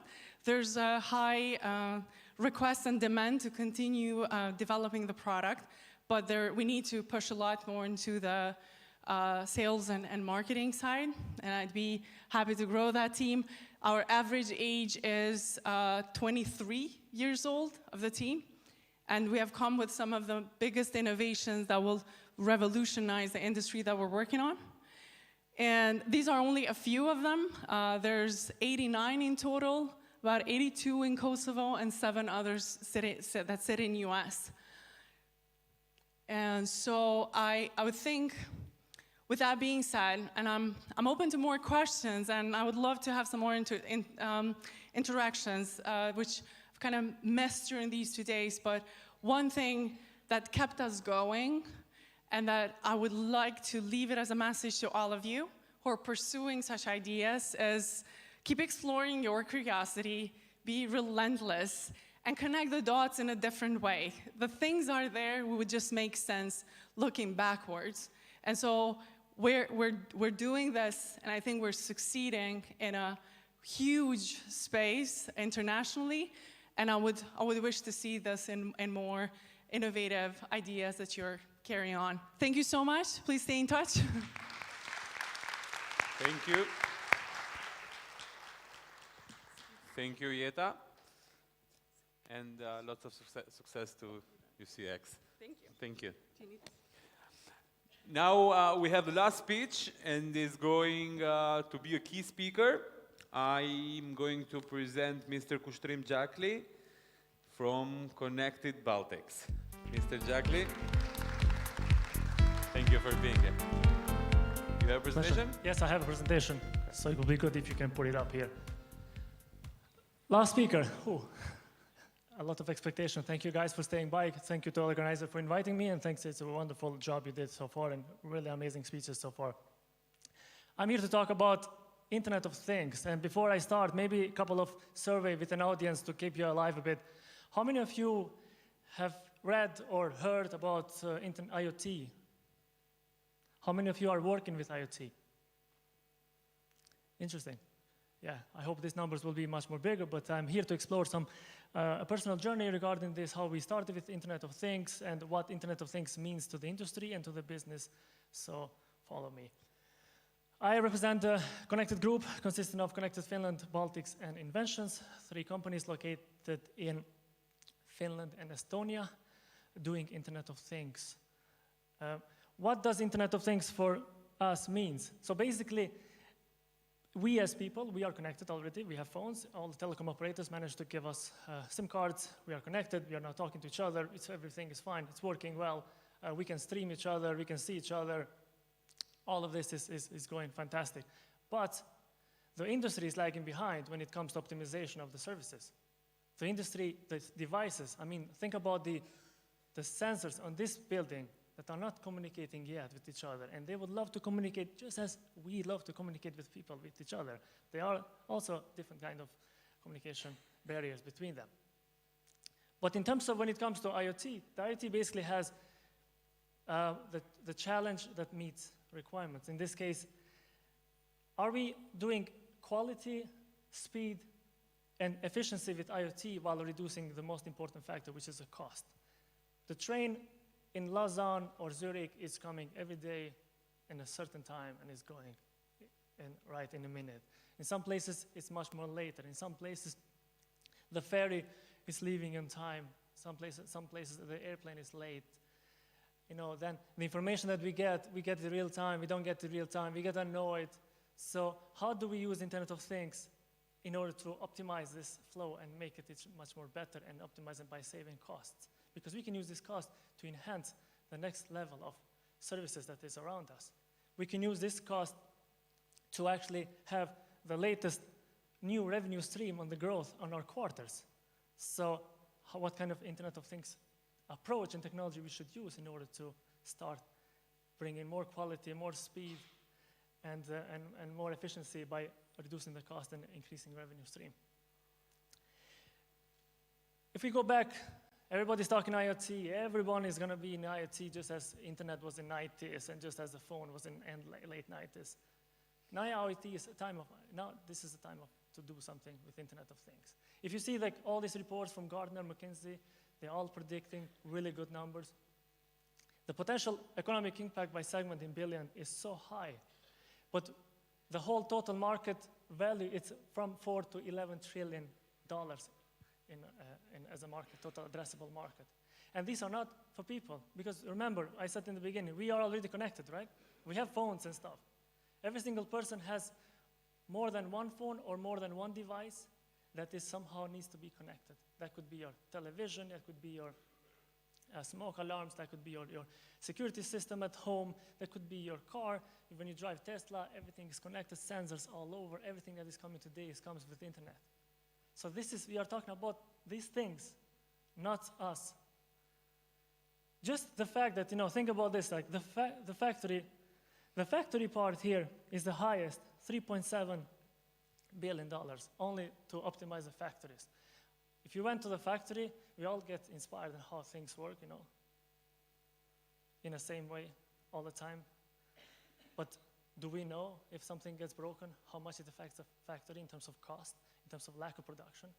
Can we use Internet of Things to attack that? We can, and that's what we are doing. Following more statistics, around 15 to 25 billion devices will be connected by next year. This overpasses the humans, right? We are all in total, almost all connected with the internet, with mobile phones, but there are more than billions of things that needs to be connected around us. And that's what, if you can see, let's say like everybody is trying to connect, everybody's predicting like by 2020, let's say like, it will be 75 billion, but the average somewhere could be like, 25 billion connected devices by next year. So in a nutshell, everything will be that can be connected will be connected, but it's the cost that makes the whole difference in here. Because we don't want to spend to get connected and then not face the one that, not tackle the part when it says the cost. And then of course IoT market is really aggressive because everybody wants to run. It's a big pie. Everybody wants their share. Everybody's getting their share. You have like business application, DHL and Bosch. You have data analytics, Microsoft and Amazon Web Services. Everybody's running in here. Then you have the connectivity providers. The telecoms are pushing harder. The telecoms buzzwords today, 5G will bring the whole IoT. 5G will say, in Asia, they talk about 6G, When you go to Germany, they don't have even quality 4G, So it's like everybody's like trying just to see what can we do with IoT. And then we have like the protocols, the Bluetooth. It's like, I'm going to reinvent myself. I used to be 10 meters, now I'm going to be 100 meters. I'm going to be 500 meters in next Bluetooth version. Everybody's trying hard to be like this connectivity part that can attack the market where the factory needs it, the IoT. Then of course, I mentioned before, while everything is going faster, now I can have video calls that I couldn't have 10 years ago. Now I can do much more with my phone. I don't even need a computer anymore. Then everybody is going around speed and connectivity and quality there. While you have players that are coming into the part of the 0G because to tell if the factory device has been malfunctioned, we don't need live streaming and we don't need high quality data in that regard. So these segments over here, they don't need really the 5G. The 5G, I need the 5G in order to be super fast connected to the server that I need to see or to have video call or to have my Netflix working on the go, everything else. This factory, or let's think about like factory or city or cars or office, some of the parts here, they don't necessarily need the 5G part of it. So when you think about 5G is IoT, it's false because 5G is a component of the IoT, but IoT is much more bigger than all providers combined. And then you should be familiar with this, yeah? When we are at home, we connect our computers, and that's, Wi-Fi. When we leave home, Wi-Fi, damn it, it's not working. Bluetooth, even worse. Some things we can do. How annoying and how long it takes to connect these Bluetooth speakers. Press a button, press here a button, wait, then it connects to your wife's phone or something like that. It's really annoying. So, but this is the part where also GSM, sometimes has 3G, sometimes has 4G, sometimes doesn't have any even coverage network. These are the part where you can connect like the home and the phones and computers and stuff with this traditional, what we use today to connect. All this other part, when it says like, when there is a vibration, when there is a trash, when you want to track where your pets are and where there's a fire, these don't need, high speed frequency and high amount of data. This needs really low amount of data and high speed frequency. So in that case, we jumped in to the ship of a technology which is called Sigfox and originates from France, started 10 years ago, and they said, what if we take, let's say like 2G, similar to 1G, 2G, that only have a signal, and we start to communicate with that. So the device doesn't have to tell a lot more details than it just to tell 1 and 0. So a signal, just gives a signal. And that's what the guys started and reinvented the whole way of IoT where we jumped together. And this message that they sell shouldn't be gigabytes. When your smoke alarm, when there's a smoke in your home, and there is a smoke alarm today, only your neighbors can hear it, and then they can call, you have to call in the phone, then they call the firefighters, and it's too late because already the house is on fire. Do you really want to have a 5G camera that you can see your house getting in flames from distance? You are in holiday in Spain, and you are like, oh, my house is on fire. I can see it now. Nobody's doing anything, right? We don't need that. All we need is like this smoke alarm to be connected with a connectivity, such as Sigfox, that sends a message immediately to the firefighters that there is a fire in this premise. And they have the coordinates and they can react immediately. It doesn't require more than 12 bytes. You know, it doesn't need to be like live streamed or megabytes or have a SIM card on it and kill the battery life after some months of operation. And this comes also, this technology was not invented now, it was reinvented. I put this ship there because it was used in the Second World War when they did the marine communication with each other. You know, like, you know, signal, I'm alive, you know, I'm here. So they would basically communicating with the signals, not voice, nothing, no radio back in the day, only signals. And they decided to use the same approach to do for this Internet of Things market. So what are the benefits then in case when you are using this kind of low power Internet of Things technology such as Sigfox? Is that first, it's a global network, you know, all over the world.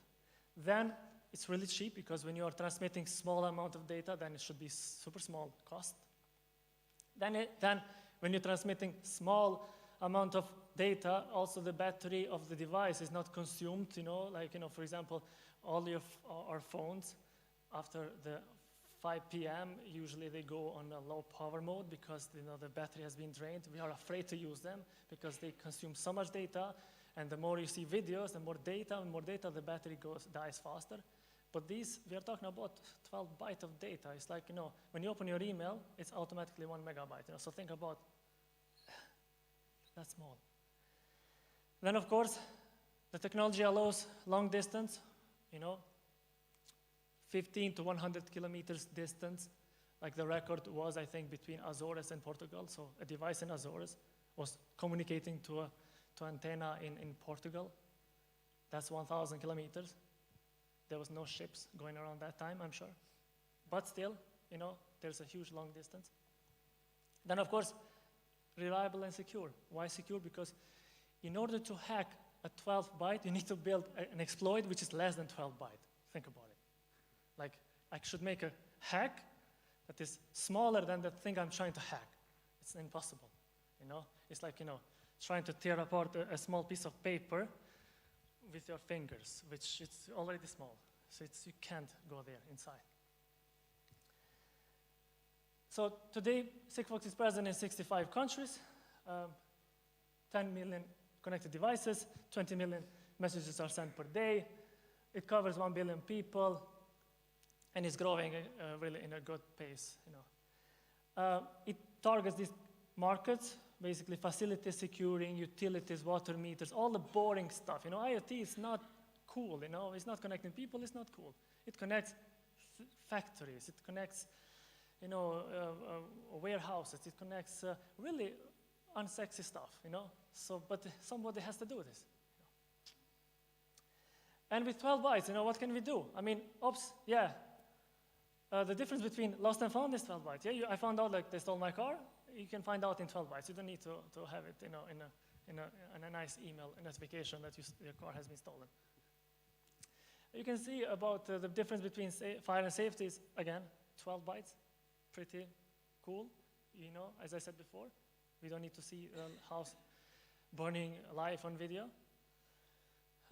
Between profit and loss, it's 12 bytes. Do we know that our things are in a good shape? Are they in a good temperature? Are they good in a good environment? And that's what we jumped in. So we formed a company, and we started to deploy in the network of Sigfox in Finland and Estonia. We started to install antennas all over the country, covering the 69% of Estonian market and 85% of Finnish population. And then this is a significant date, an historic date, because it was on 10th of May 2017, and it's 5 minutes before 7, it was when our device in Estonia sent for the first time the message to the network, and we saw it on the back end. We saw like, oh yeah, it's like the, you know, the first thing that started to operate after we spent a significant amount of resources and capital and also effort to build a network. So this was the first time that the device communicated using our network.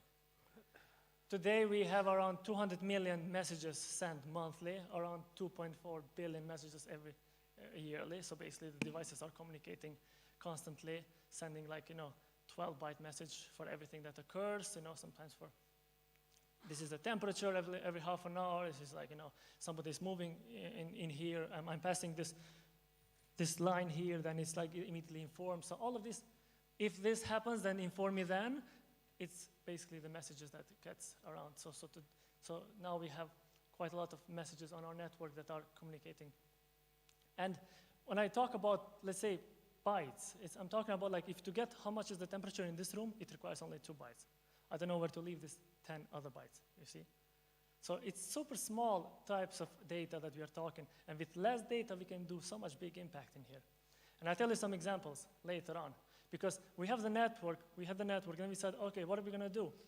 So let's start creating some devices. So we built 10 devices that does many things such as temperature and humidity measuring device, then the CO2, which is important for public institutions, for schools, to know what is the CO2 level, because more than 1,000, people can faint, cannot think, cannot listen, cannot work.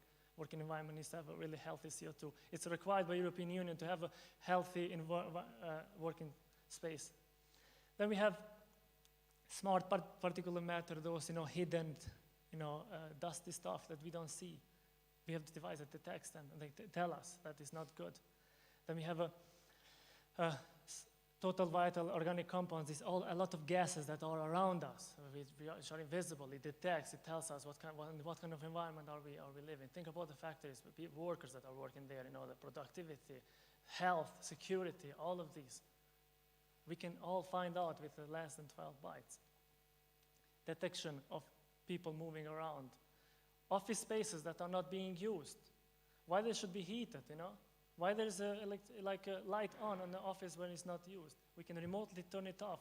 When we see the detect, if I didn't detect, nobody's there. Security alarms, remotely, everything. Then we have air pressure differences. One of the reasons why buildings get damaged is because there's 2 different air pressure from outside and inside. And when there's big difference, then it creates moisture, and moisture damages the building. So we need to make sure we should balance it. This we can find out also really. So when I'm talking IoT, I'm talking about really uncool stuff. Building management, places we live, we co-live together. Then we have a tracker who can track where your assets are. I'm talking about this. We had the case. These cable reels, they have this copper, these big construction cable reels. Somebody at night, they were going and were taken away. That copper inside is hell expensive. Nobody was taking care of it, and it's because it's a square. It's a circle. You can basically just move it away and then steal it. Now we can track them, with this small amount of data. Then these are the devices I already mentioned. I'm not going to go deeper on it, but we've been deploying more than 20 countries so far. Everybody's buying it, and everyone is pretty much happy about what they all do. These are the temperature guard. And this is actually a really cool one, which is retrofit solution. So imagine on our places, we have this dumb devices. So this device makes this dumb device smart. So it's more like an additional component to it. Then we built a platform on which we visualize this data. So we ended up building the network first and then devices. Now we have built a platform on which we actually visualize everything because the customers need to see it. I want to see now, you've been measuring the temperature in my room and this room. I want to see, what is it? And when I have to make alerts, if it's more than a certain threshold, then I need to get alert that, we should open automatic windows or something to optimize it. And then we had a case on city of Helsinki on which we connected 100,000 apartments. We gave them all this temperature and humidity sensor, and then these sensors, they basically monitor every half an hour the temperature and humidity on each apartment. And then the guys, they have different sensors that monitor what is the temperature outside, and they optimize remotely basically if it's a bit more hotter than the temperature information that we send them, it's actually accurate, and they optimize the cost. They managed to save 15 to 20% of heating cost. Finland is a cold country. The heating is by default turned on all year. Only in 1 month of summer it's turned off. So think about the savings that they do, and then of course, then they can take this saving money and put it to something else to make the environment much more better and also other facilities. Think about the apartment who thinks that the heating is broken, but they don't know that it's not broken, and then a guy should go and check it out, and then they find out like, actually it's not. What do? We just wasted a guy an hour, he costs, the car cost, the gas cost, everything costs. Now it doesn't cost because they can see remotely. No, it's fine. We're gonna optimize from here and gonna raise the temperature for your apartment a bit higher. So why not? So everybody basically is happy when it comes to bringing like a solution to so more happy residents, everybody is happy. The corridor that is always hot is not anymore that hot. The places where people don't live, doesn't have to be heated. They save a lot, and within European Union, 40% of the cost is spent in heating. So what a big market is this? Within only for, and when I went for IoT from very beginning, like super high, IoT is everything, and then I'm going now to the very narrow, and there is a market in every narrow place, you cannot believe it. We did another project. We deployed this press. This is we call it the Simon. This is a Detectify. This is under the table in offices, and large companies are using for office optimization. So basically, they know each employee if the place is occupied or not because they use flexible desk spaces. So when you go inside, you check the dashboard. It's like, I'm going to sit there today because nobody is there. But if it's somebody, it shows like it's already allocated somewhat, so then you use someone else. And then they find out like this area of the building, nobody is using it, it's not favored. Shall we remove it and save some space? We can put something else. So then they kind of optimize the workflow within the company, and it's been used so well. And now in Europe and in Singapore, a lot of buildings, and now in Abu Dhabi, we have interest of selling this solution so they can optimize, because there's so much of employees and so much of movement around. We need to make sure to know how do we optimize this flow, Then of course, some other cases, for example, water meters. For example, in my old apartment, I would take a phone and I would go and take a picture of this thing every month to send to my landlord to show how much water I'm consuming. And then he would send me a bill, so I have to pay. This is my first attempt to take a picture of this. And I cannot send this because it has a crossing line in the numbers. This is my second attempt. It has a reflection. And this thing is not like, somewhere like next to your mirror, but it's deep, very, very hard place. You need to put it down on your knees to put the flash on, and need to, whatever. You just take a picture without seeing it. This is the second result.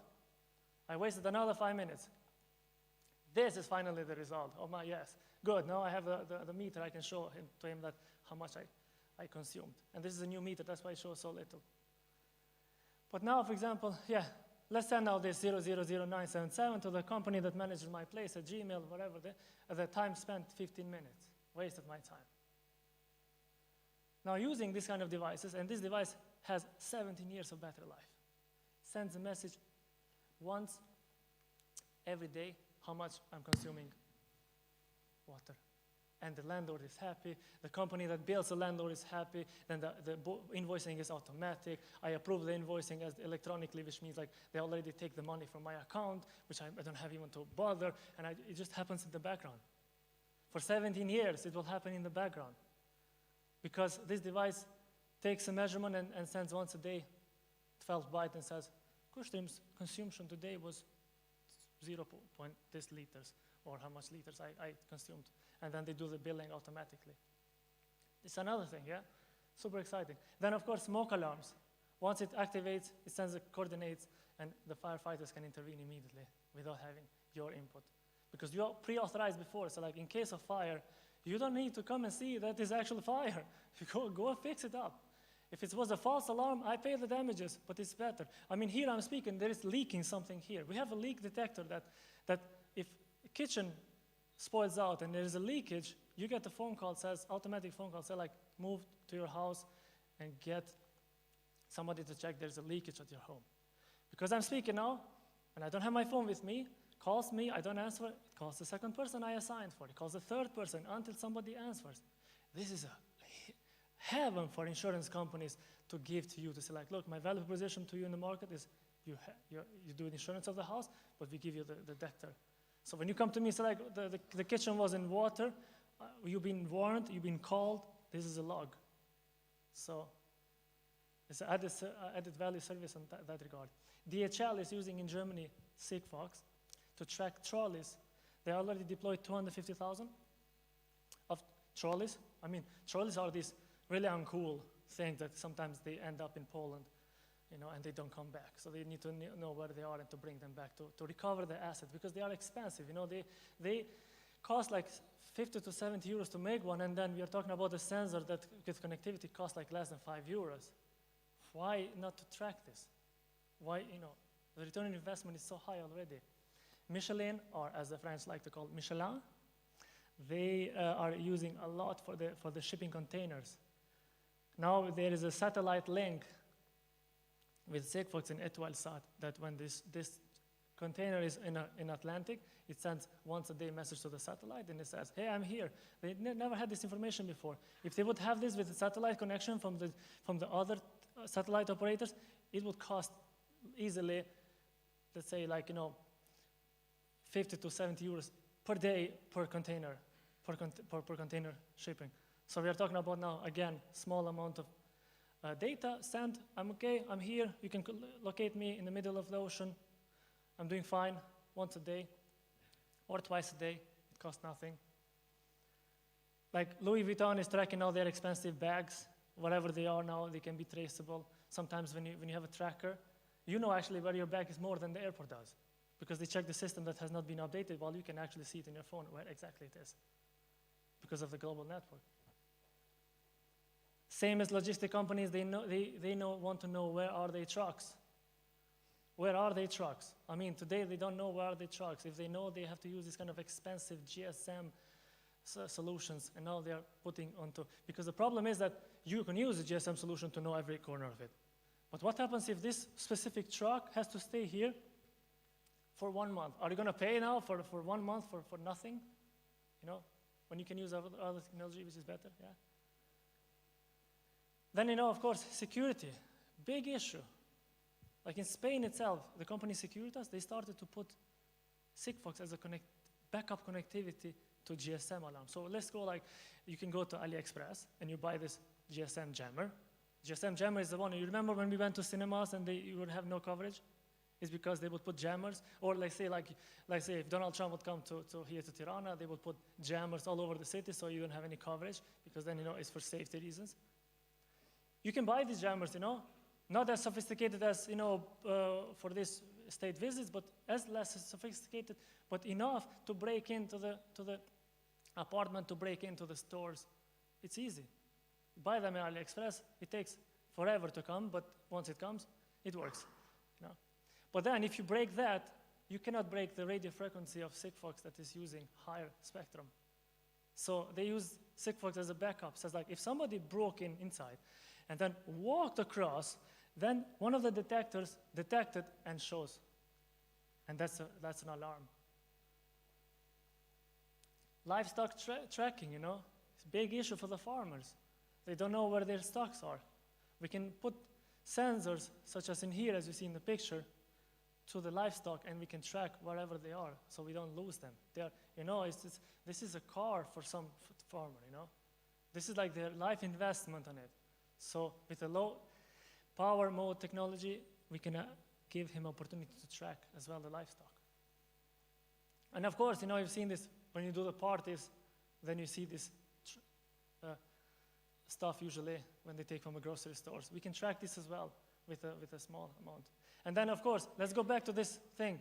And I didn't touch none of the stuff, but I touched only this part where it says factory. And there's a high potential. But high potential is everywhere, because you can see there is $11 trillion club of Internet of Things that is waiting to be disrupted, to be connected, and to be there.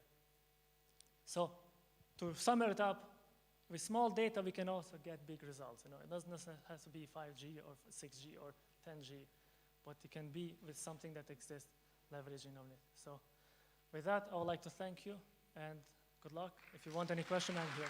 Thank you. Guys, yeah, we have questions. Do you have a question?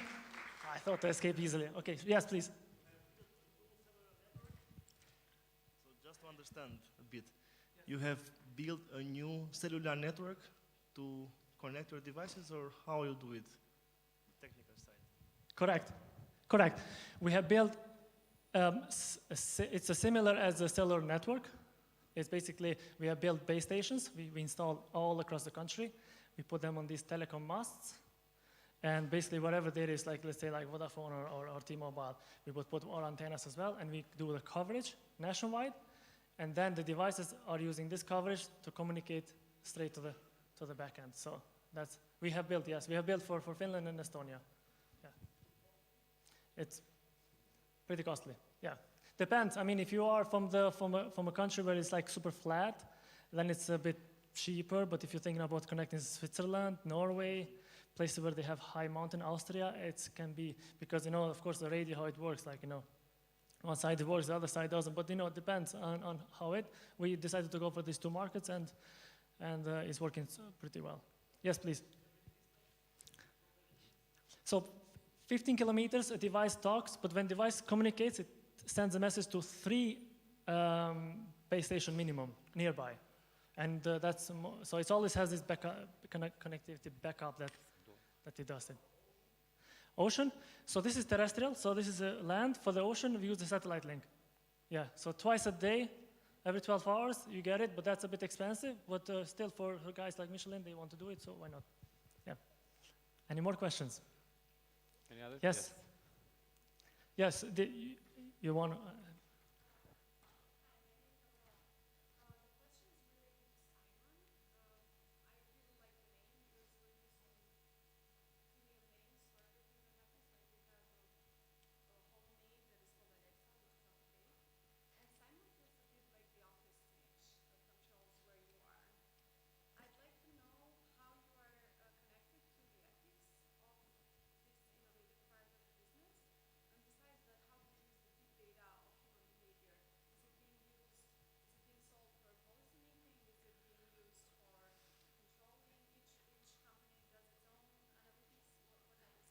it's a very good question.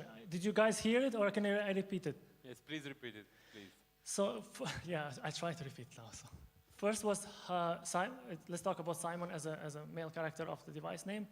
And second one, how do we use the data in an ethical way in terms of like, what do we do? Do we track people, or do we sell this data, on what is the ethical part of data? Is that correct? Very good. All right, so Simon, this is a customer of ours that named Simon. So the customer is named Rappal. So they brought up the campaign, and they decided to name Simon.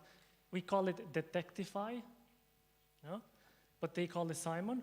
We call it Simon as well. That's basically, I'm sure they went through naming brainstorming, and they came up with a Simon name. The second part, which is more important, which is how do we use the data? First of all, now I'm putting the operator hat, the guy who operates the network, where not only our devices communicate, but all other devices within Sigfox family communicate. When a DHL device comes to a territory of Finland or Estonia, we manage this information gateway. All of the messages are encrypted here. We don't see what's inside.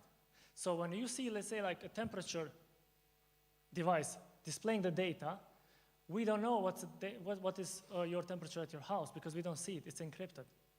It's between you and the service provider that how you regulate this to see the data. Because we as an operator, we are more like similar as telecom operators, you know? We don't track what you're calling, what you're SMSing, you know? This is encrypted. It's between, you need to have a phone to be able to translate what this encryption is in order to get the real message. So we are fully compliant with GDPR. It's a European Union requirement, and we are fully aware of in terms of security, in that we do not compromise our users' data, because these are, and then at the end, this is apartments data. It has nothing to do with the user, but then we can find out, like, if you're not spending anything on the water, that means like you're not home, you know? So that's why we pay attention a lot to encryption, and we are more like the messenger. We just see that a package which is locked, you know, sealed, is just passing by. We make sure like to take it from here and to bring it to the customer, but we don't open it. Yes, follow-up question? Yes?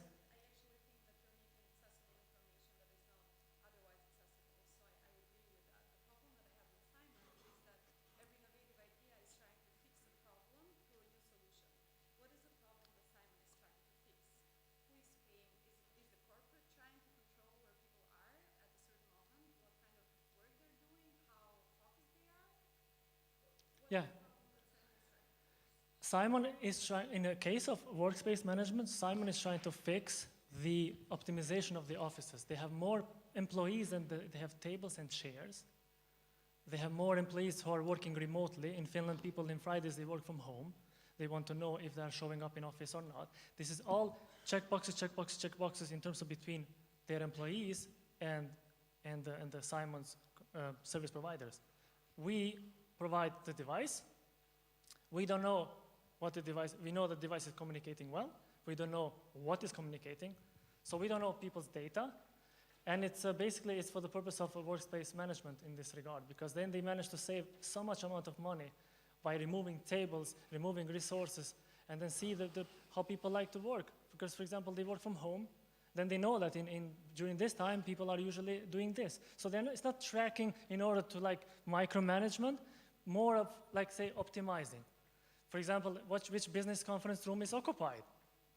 You get to know now which one is occupied before you just run into it and you disturb your colleagues. So this kind of stuff that helps, not that hinders or checks someone's. It's a cultural thing as well, of course.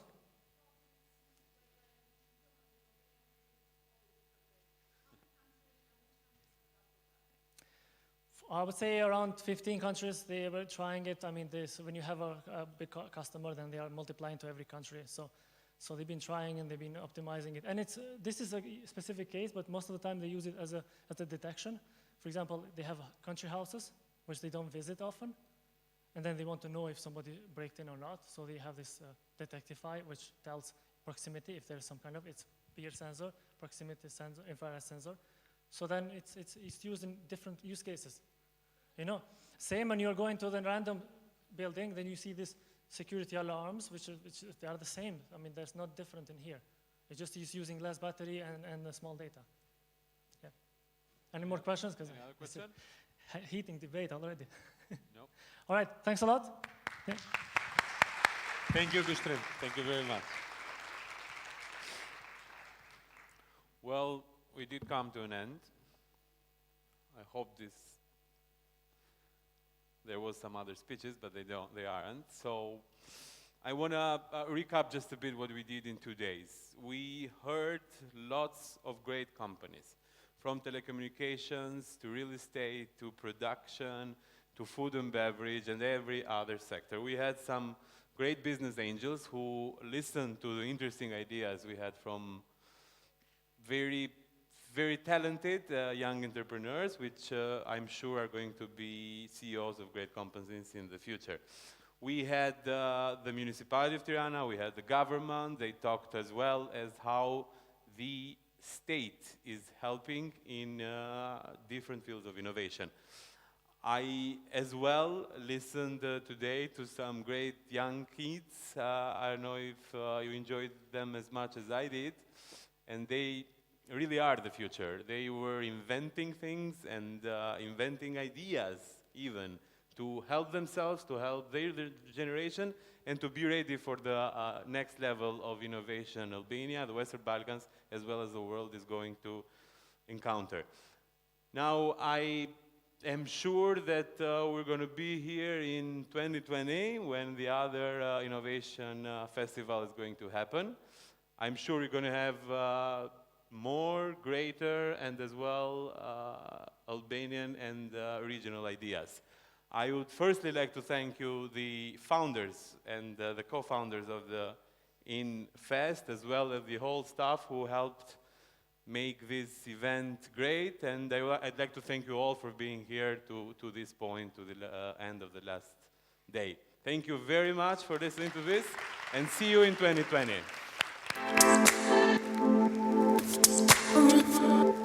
Leo, please, you have a very electronic beats party right now waiting for you there.